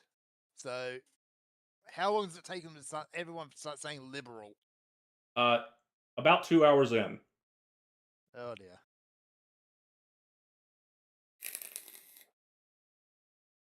Which is going to be really funny when we're not in the country and have foreigners talking about liberal and the liberalians. And the ADR director finally has to sit down and go, wait a minute, there's no way to twist that. Yes. Maybe I'm just illiterate. Isn't Liberl like the most classically hierarchical nation in the setting though? Don't they have like just an orthodox monarchy rules everything? Yeah, they have a straight monarchy and each town elects a mayor. They have minor democracy at the local level and and a monarchy at the at everything above that.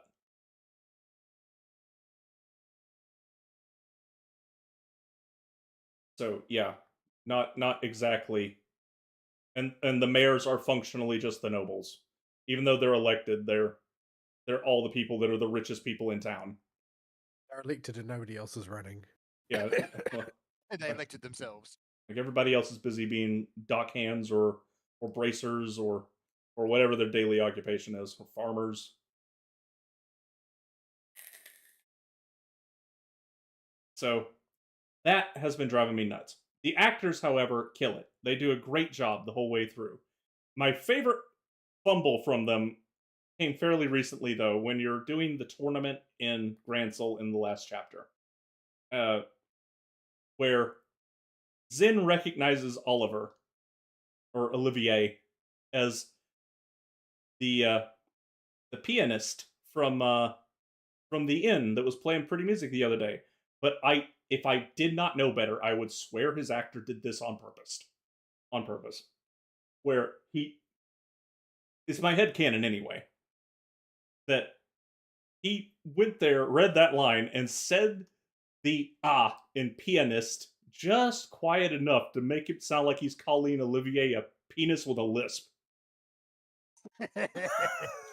I mean, it's low hanging fruit, isn't it?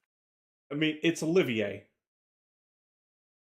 This is the same dude that in the first Sky game you never see him go in serious mode. And even Yeah. when you find out he does have a serious mode, I don't think he can hold on to it for very long without falling apart. Yeah, let's face it, you'll be hard pressed to find anyone who can say pianist without at least giggling just a little bit. Yeah. So Everybody inside is a 10-year-old boy. yes. So so I mean Olivier is the a very fun character, and Matt Mercer does a good job with him. He used to be played by Troy Baker, but Troy Baker costs too much money these days, so we get the Troy Baker replacement. Let's face it, everyone's kind of oversaturated on Troy Baker anyway. And oversaturated on a Matt Mercer too, for that matter. True, he's just as everywhere. But he clearly enjoys playing Olivier and is having a ton of fun with this. Well, you would want a voice actor for Olivier who really enjoyed the character. Yeah, and he does a real good job. My favorite delivery of a line that he has is he's on an airship when Shara finds out that there's more going on with you than you say, and Olivier looks at her and makes this dumb little overly cute face. Is like, a girl can have her secrets, can't she? And Shara just takes out her whip. It's like, yeah. How does this girl feel like becoming a woman? And the scream he gives when Shara cracks the whip is hilarious.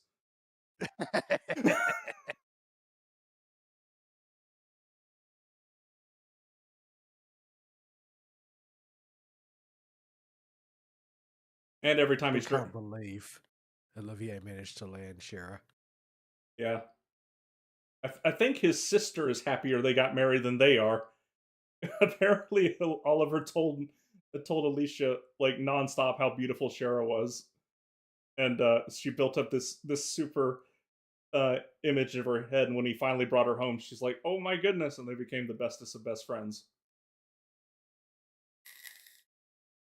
Like, there's a whole lot of photos of their wedding, and in every single one of them, it's but like the standard wedding ones where the bride and groom are walking down, or they're in the final group shot. It's always Shara talking to Alicia instead of Oliver.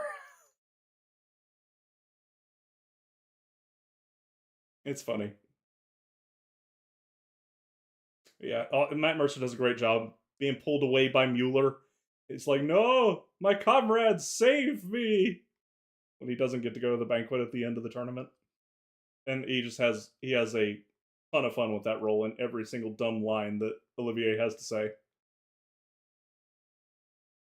Uh, Estelle is good. Joshua's JYB.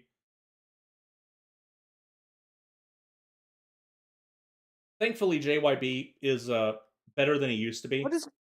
Why does nobody ever talk about being oversaturated on JYB? I swear he's in everything. He is in a lot of stuff. He used to be the Bryce Papenbrook of his day, where he was just the lead role in everything. But he got enough, I think, of a break where he wasn't voice acting nearly as much or as hard, that he had time to recoup. And he also did something Bryce Papenbrook has yet to do, which is get better.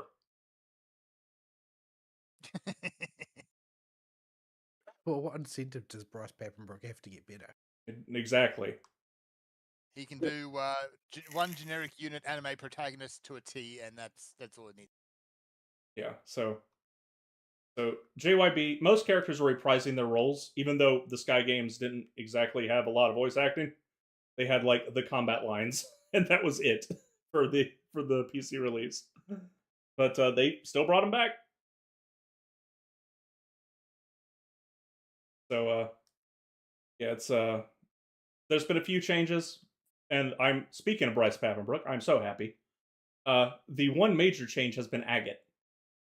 Agate used to be voiced by Bryce Papenbrook in the original Sky games, and it did not fit at all. And he's been replaced by somebody else who's much better. Do not know who the guy is.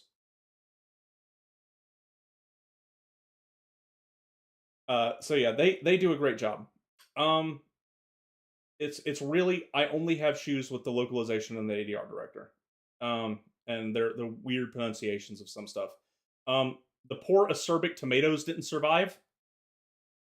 They got changed to bitter tomato, which, while technically correct, doesn't quite get across the intensity of this particular tomato. And that's kind of important, especially for later games. It's too big a word.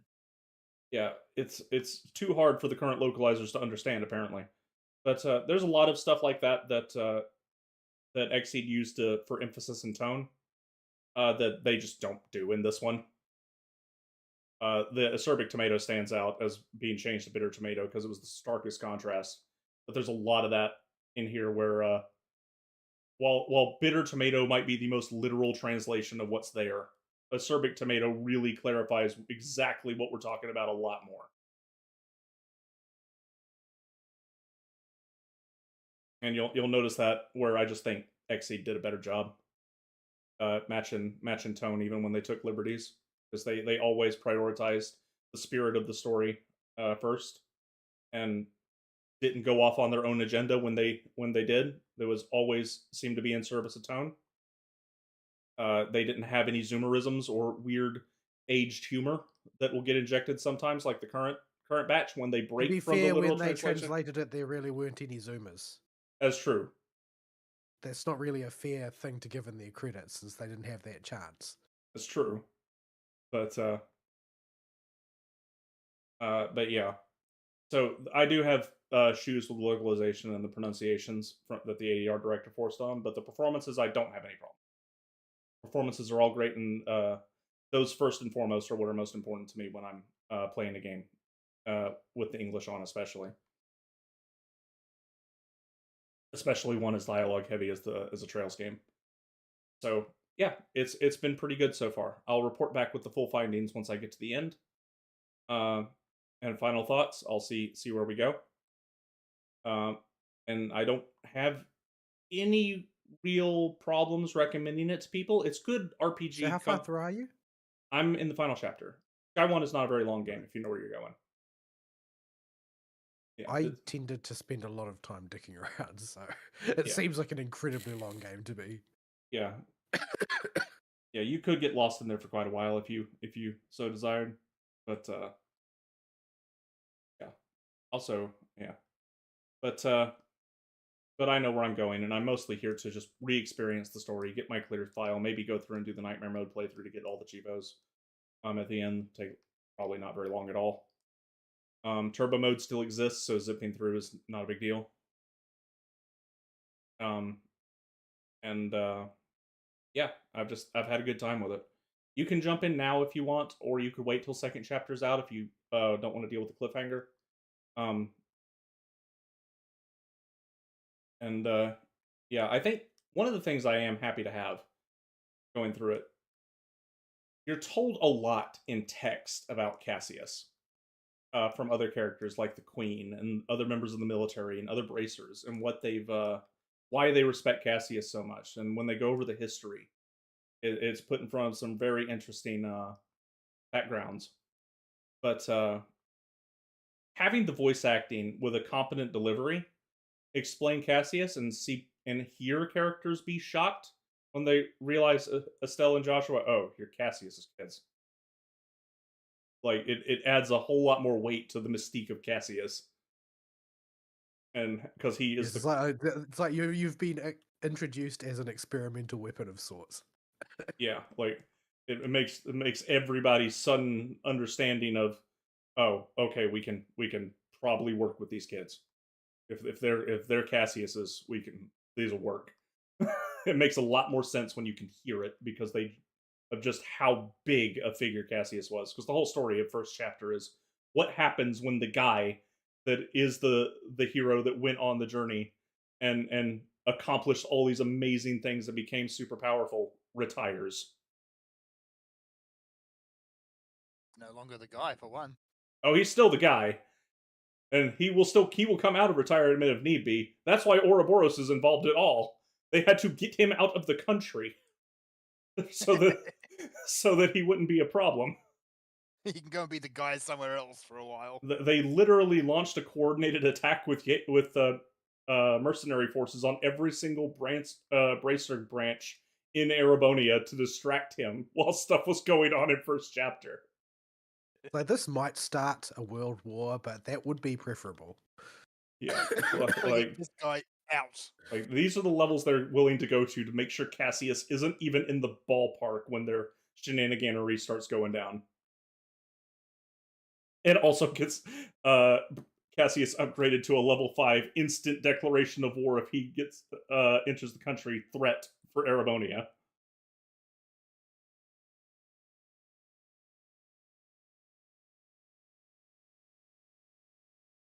So I like the story a lot. I like Estelle the best of all the protagonists still.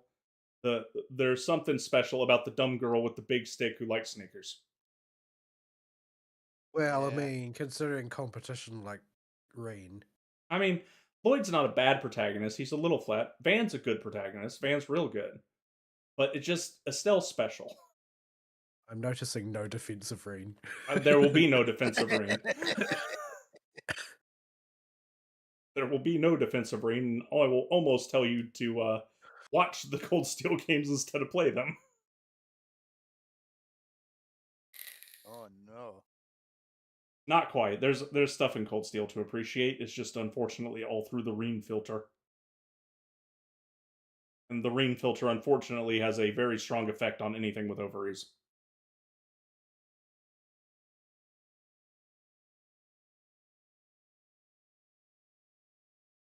But yeah, the Bestel is the best. Joshua's a very competent secondary protagonist as well. I like him a lot. Olivier is Olivier. Just the cast in general for the Sky Games has always been my favorite.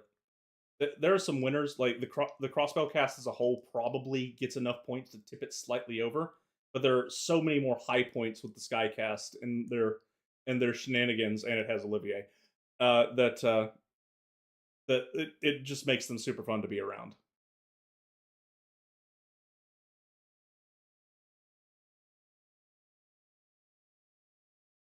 So yeah, that's that. We will continue the adventures with Cassius's kids. Later in the week, I'll almost definitely finish the game this week. I bought the new Digimon game. It's sitting on the hard drive. It will come after Sky. Need to play that. It will come after Trails in the Sky. It looks so good. Yeah. You know, as far as Digimon games go, it's gonna have jank in it. We know this. Yeah, I don't really care. I'm just here to see the big Digimon turn into bigger Digimon, see what new evolution routes are out, and hear the big dumb attack name callouts. That's all I want in my It life. just gets the dopamine flowing, doesn't it? Yeah, I just want to see a big dinosaur yell out some ridiculous attack name and throw a fireball at somebody. Go rawr. Yeah.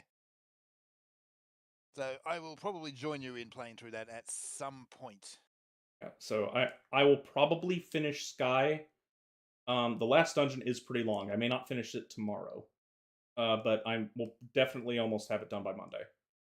I also feel like it's like one of the worst dungeons in that game. Yeah. It just drags on and on. See if they've done anything to change it then. Significantly outstays its welcome, in my opinion. Yeah. But especially because you have to farm there if you want any XP if you want to raise your characters.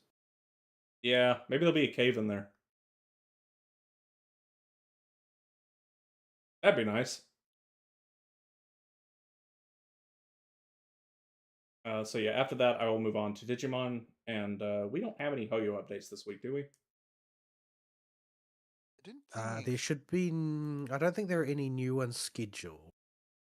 Yeah, I think this is the beat week because ZZZ and Star Rail got lined up where one switches a banner and one drops a patch on the same week. Yeah, I think who's up next? Genshin? Genshin just had Flynn's come out this week. No, I mean for like a major patch. And we've had the preview for the next major ZZZ patch, so I think Genshin is up next for preview. See. Genshin is expected late October, so sometime next week, probably for the preview. Hang on, I got Banner Countdown websites bookmarked for this crap. Okay, there's nothing this week. Next week, or the week after that, will be ZZZ new patch and Banner Switch and Star Rail. So this is the beat week for Hoyo games. Don't forget to log in to get your free 5-star in HSR when the banner changes. The we couldn't solve the adventuring problem, so we gave everybody an adventuring. Yeah. Well, I mean, that is one way to balance the stakes. I guess he will become the new tank for my follow-up team, such as it is, for when they randomly inject a boss that requires me to have follow-up. Here we go. It's too early to tell at this point, but it seems like the current prediction for the next Genshin banner is going to be Nefa. Oh, it's going to be Nefa. Oh, it is. It's known. It's known. It's going to be Nefa, yeah. Because she's the new character that's in closed beta. Yeah. All right. Well, that confirms it then, pretty much. Yeah. Yeah, and that'll be in like 16 days or something because we just got Flynn's a few days ago. Which is why I'm furiously hoarding mats for it. So, got to get your sneaky Egyptian woman. There are a lot of things I could say about that. Leave it alone. But I don't want to. Yeah, don't. People keep recoloring her as black online and it upsets me. It's like, no, there's nobody in Sumeru who is a sub-Saharan African. I'm sorry. Doesn't matter how much you want that to be the case. Well, at least it's not revitiligo like Porvarisa.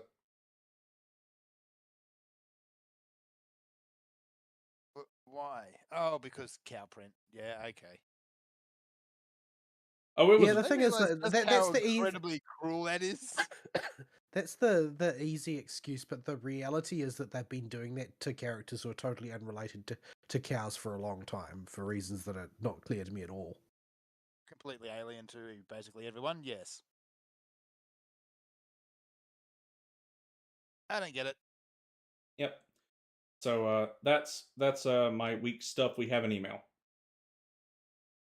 All right, we should rip through that then.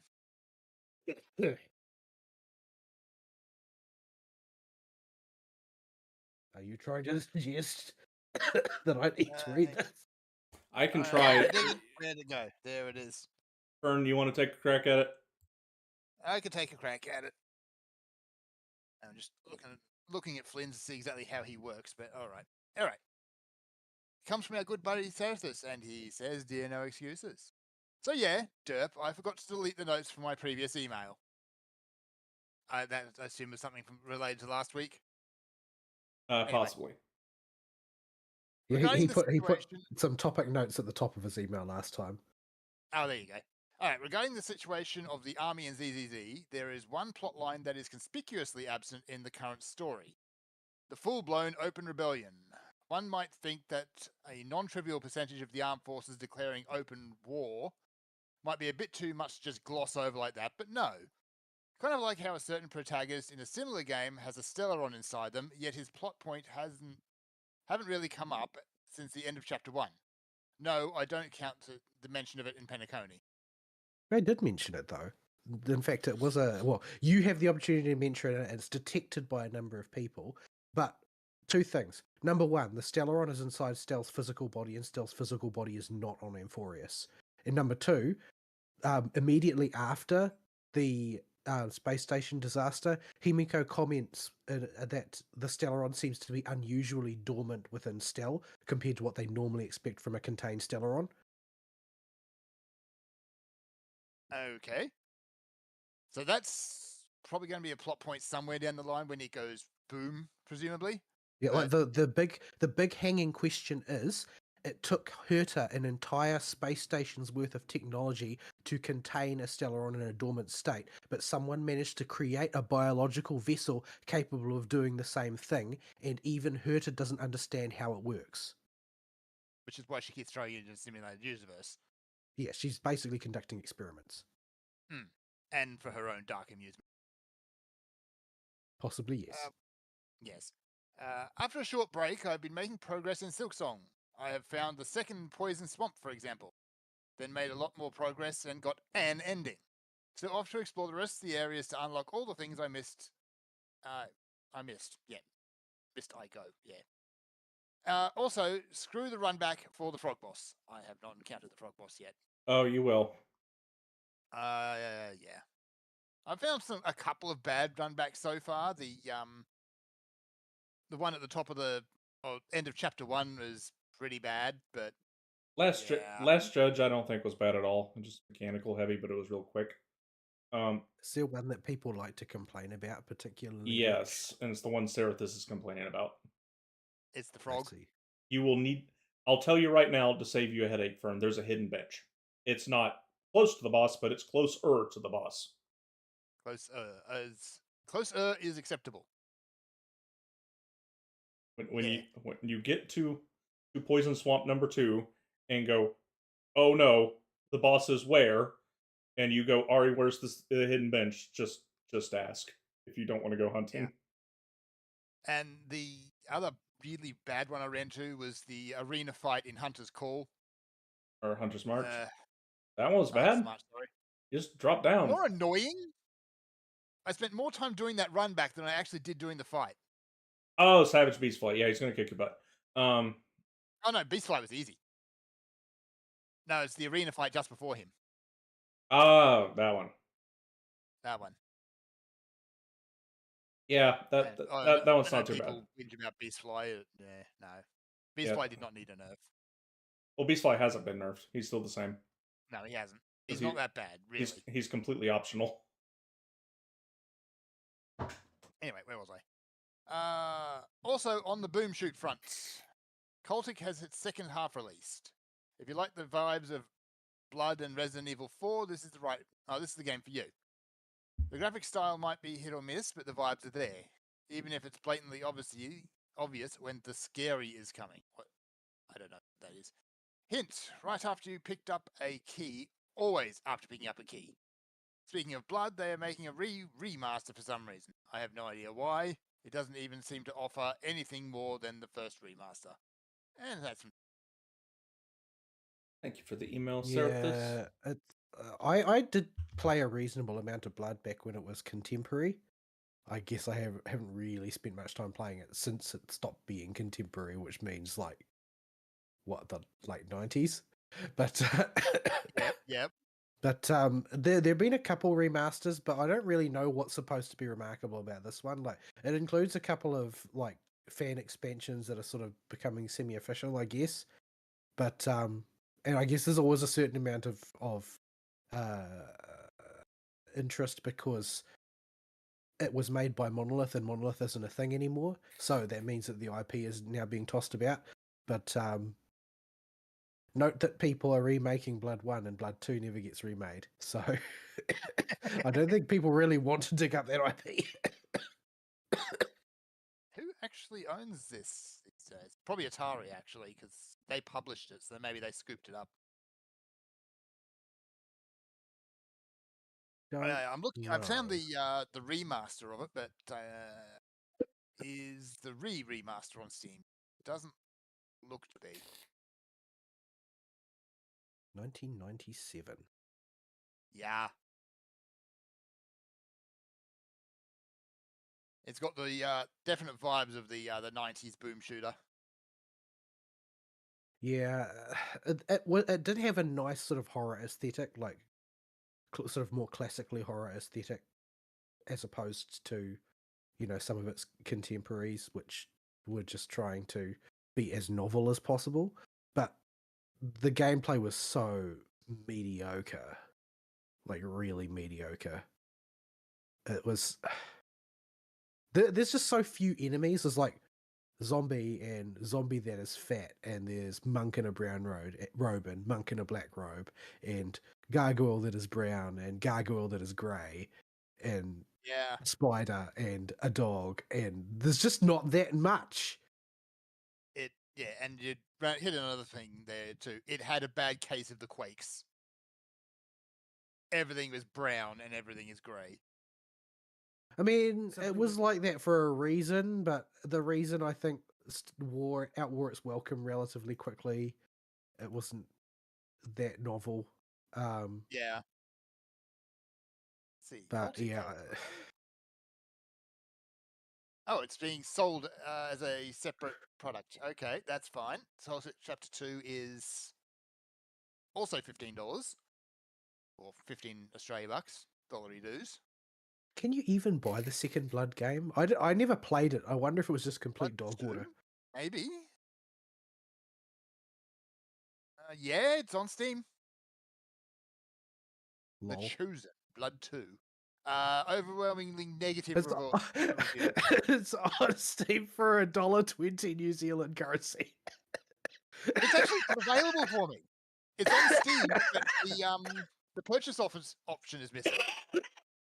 $1.20. How ignominious. This game is so bad, it's been banned in Australia. Not because it's offensive or it's potentially scared the gargoyles who run our ratings office. No, this game's just bad.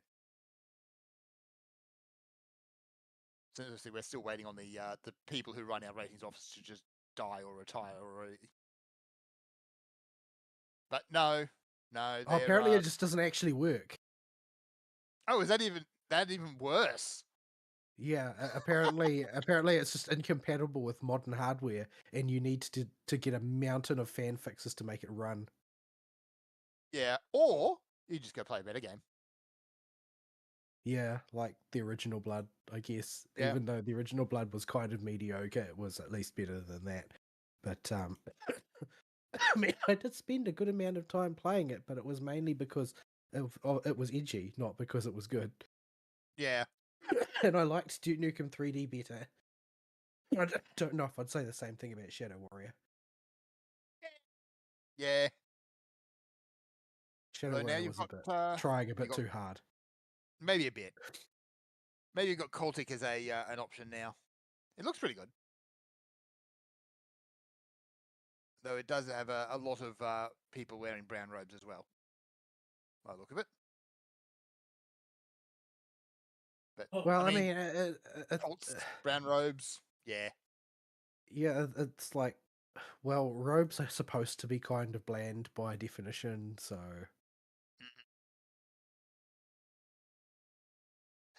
The wizard would disagree. But yes. Anywho, so thank you very much for the email, Serathus. I'd say I'll look at Cultic at some point, but I have so many games in my backlog at this point. And the front log.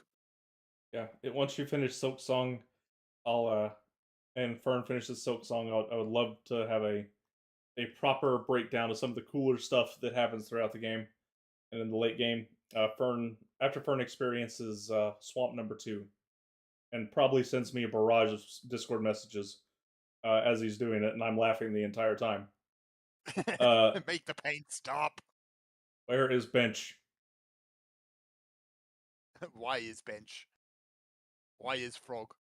I cannot wait until you get to the first bench and you're like, oh, this run back won't be so bad.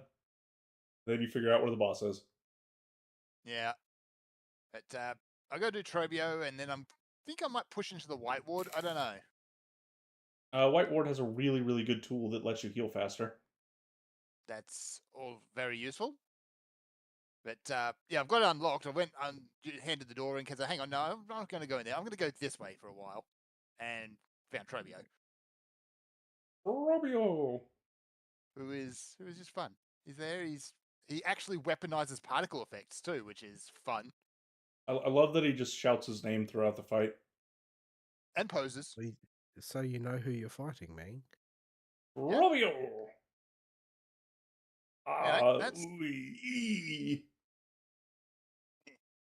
That's probably us for this show then. Yeah. The ZZZ stuff that you mentioned, Zarathus, I don't think it was a very large section of the army. I think it was just the people under that general, and as big as the army is for New Eridu, relative to, the area we've been shown, I think the military axing everything under that command, or just covering it up, won't be too big a deal.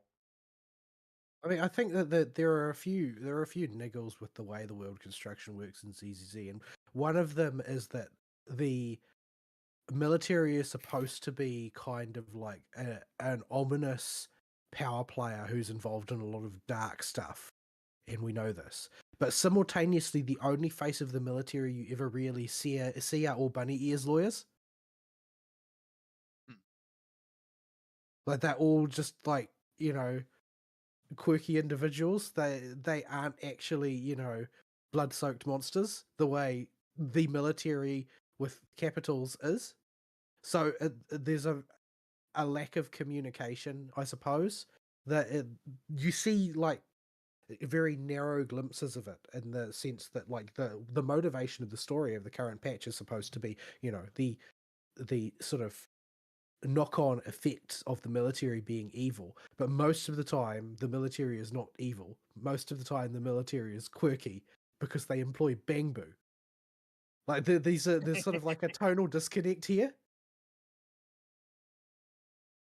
Like it's sort of hard to look villainous if you have bamboo lackeys. Yeah, they're just so dumb, cute. Even when they're racking out heavy artillery, they're still just dumb. Hello, Bang. As far as news this week goes, there's not a whole lot. There's been the big spurg about the purchase of EA. Yeah, I don't have much comment on that until we see stuff actually coming from it, and it seems like a lot of people are jumping the gun on it. Yeah, we don't know really anything. All we know is it's been purchased out, who purchased it, and that they've taken the company private. Over the past few years, there's been a pretty dramatic increase in the number of stories that are getting written that are entirely false to facts, as turns out a week later. Yep. It's not so much about getting the truth out, it's about being the first to get the story out. Yeah, everybody needs to be the scoop guy. Nobody's as concerned about the correct information. And the problem is that the correct information often just doesn't get out. It's sort of habitual for the media to just launch in with their preferred narrative, make the situation fit their internal facts that they have decided are the truth, and then and then they issue the retractions that nobody will see once all of the actual information comes out. And even if they do see them, they have first information bias, where people just tend to believe the first thing they hear more often. Yep, but no, you got to jerk that knee, and you got to get your story out first, because that's how you make money. Yeah, I've caught myself getting caught in that trap all the time. Yeah, that's the whatchamacallit, the slop siren thing. Mm-hmm. As whatchamacallit called it, the guy who used to work for Lotus Eaters, Josh Firm, called it the slop siren. Anytime you see a tweet which has that sort of the red siren light on it, you know you can't believe anything that it says, because they're just trying to be the first to announce something. I basically treat every sort of news announcement that has emojis in the title as that.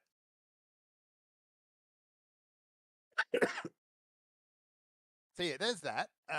We don't know anything about it. Because at this point, aside from taking the company private, nothing's happened.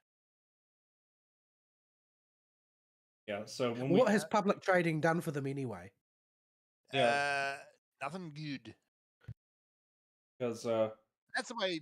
Honestly, I really don't like trading companies myself because, yeah, you get a big cash injection, but you kind of sell your soul to do it.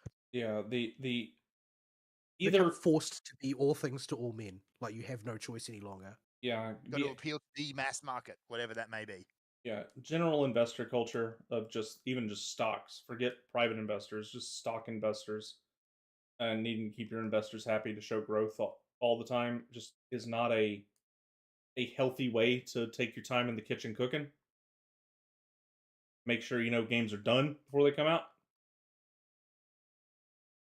All right. And the other bit of news this week has been Doug Bowser stepping down from Nintendo of America.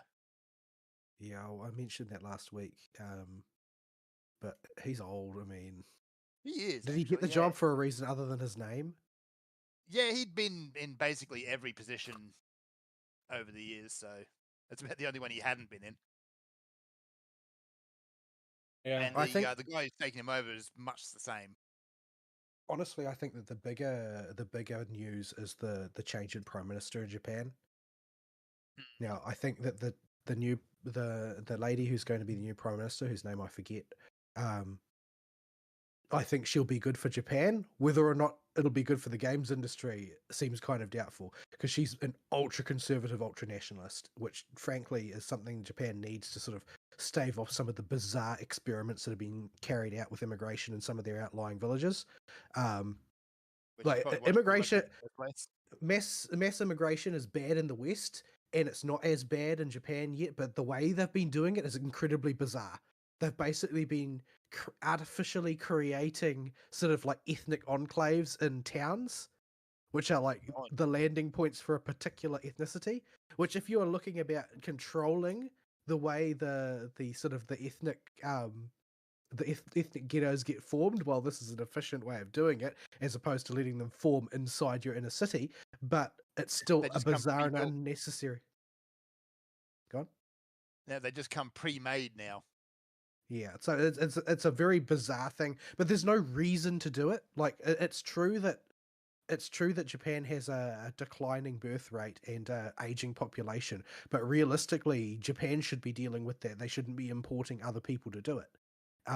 But the thing is that being an ultra conservative, ultra nationalist comes packaged with a whole bunch of other boomer tropes, which you don't know how they're going to play out as far as entertainment industry is concerned, because they may decide that they have got a vested interest in pushing certain things the way various other countries have done in the past. And it could be a good thing, it could be a bad thing. Like, I don't think that the like outrageous pornification of Japanese culture has done them any good, but it has made them wealthy. And whether or not they're willing to surrender that wealth in favor of a more wholesome environment, who knows? What effect that might have as a knock-on effect on video gaming, I don't know. It may curtail the expression of some of their industries with censorship. Not that there would be any real difference compared to the alternative types of censorship imposed by the Western markets. But what it would do would carve out a greater space in the industry for China and Southeast Asian studios to fill the gap for subjects that are too edgy that they're not willing to tempt the censors with. We'll see what shakes out there. As for Nintendo, very early days yet. Like that was just like this week that they concluded the leadership change. There hasn't been time for anything to happen yet. Yeah. But on the Nintendo front, honestly, I don't see a whole lot changing. Yeah, Nintendo's going down a bad path of winding up in a real bad spot with my books.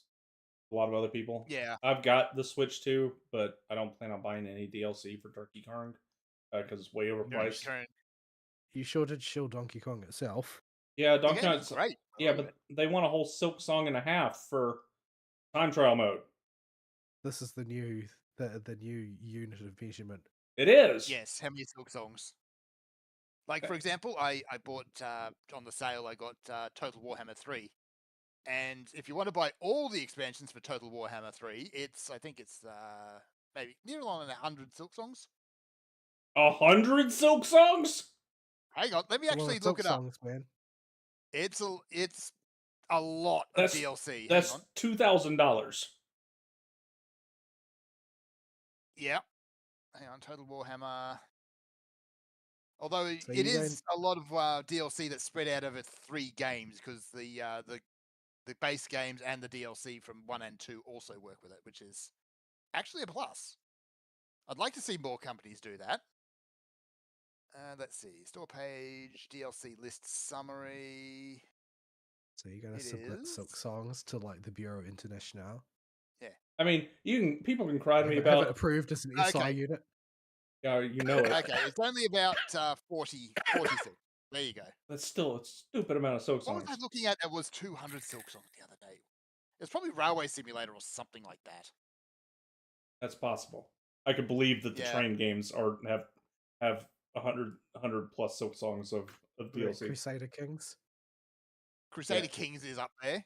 Yeah, there are a few games, but yeah, I mean, people can cry to me that it's not fair to judge everything based on silk songs. Yeah, it is. Yeah, it is. Crusader Kings, all DLC, 275. So it's not that bad in the grand scheme of things. In what world?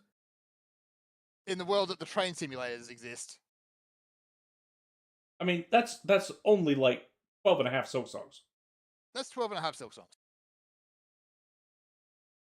Let me see. Railway Simulator.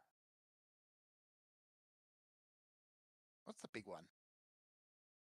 Not Railway Empire.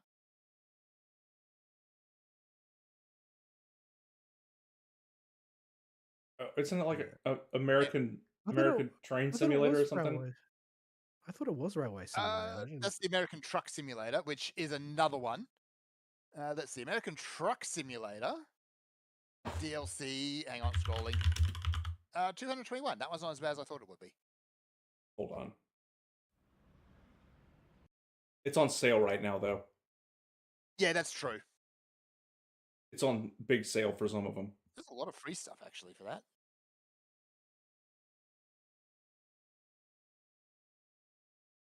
Don't you normally have to look up like Paradox or somebody? That's one way to go about it. Train Sim, is that it? There's so many of these games, it's hard to keep track. Whoop, hang on, is this it? Yeah, here it is. Train Sim World 5. This is including a 50 to 60% sale. $2,171 dues.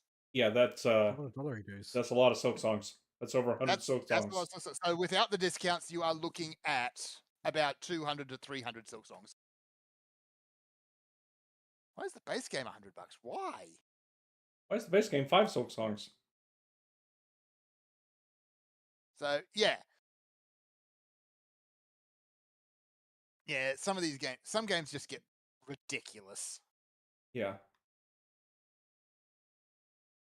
But anywho, I forget where we're actually going with that. Oh, Nintendo. They're going down a rabbit hole. Yeah. Just their prices are getting so Nintendo exorbitant. lately has been particularly litigious, as we've all noticed, and Yeah. they're playing dirty. Yeah, they've got a whole bunch of patents out that almost certainly won't pass the sniffs test on challenge.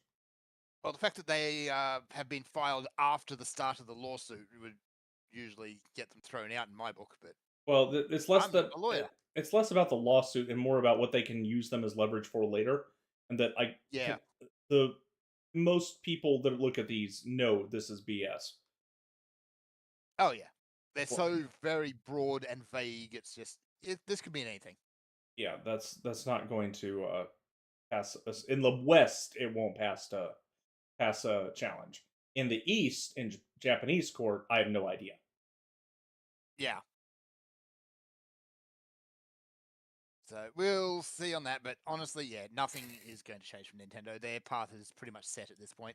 Yeah, I'm not excited for Metroid Prime 4 after seeing the bike. It did the The exact. bike would have been a nice thing just to have in the game, but it's like, yeah, okay. They made that central focus of their last trailer, and that is not in line with the tone and tenor that I purchased Metroid games for. And The word you're looking for on Metroid games is claustrophobic. more isolated, solo That too. adventure, atmospheric. Motorbike Yeah. does none of those things. Motorbike go burr.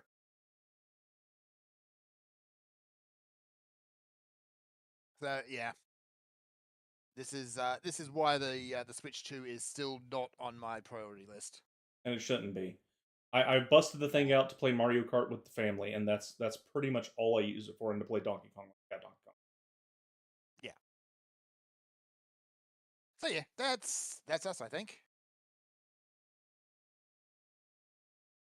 Yeah, you got anything else, Val, before I send us out? No, I don't really feel like going through with my lungs trying to escape again. Right.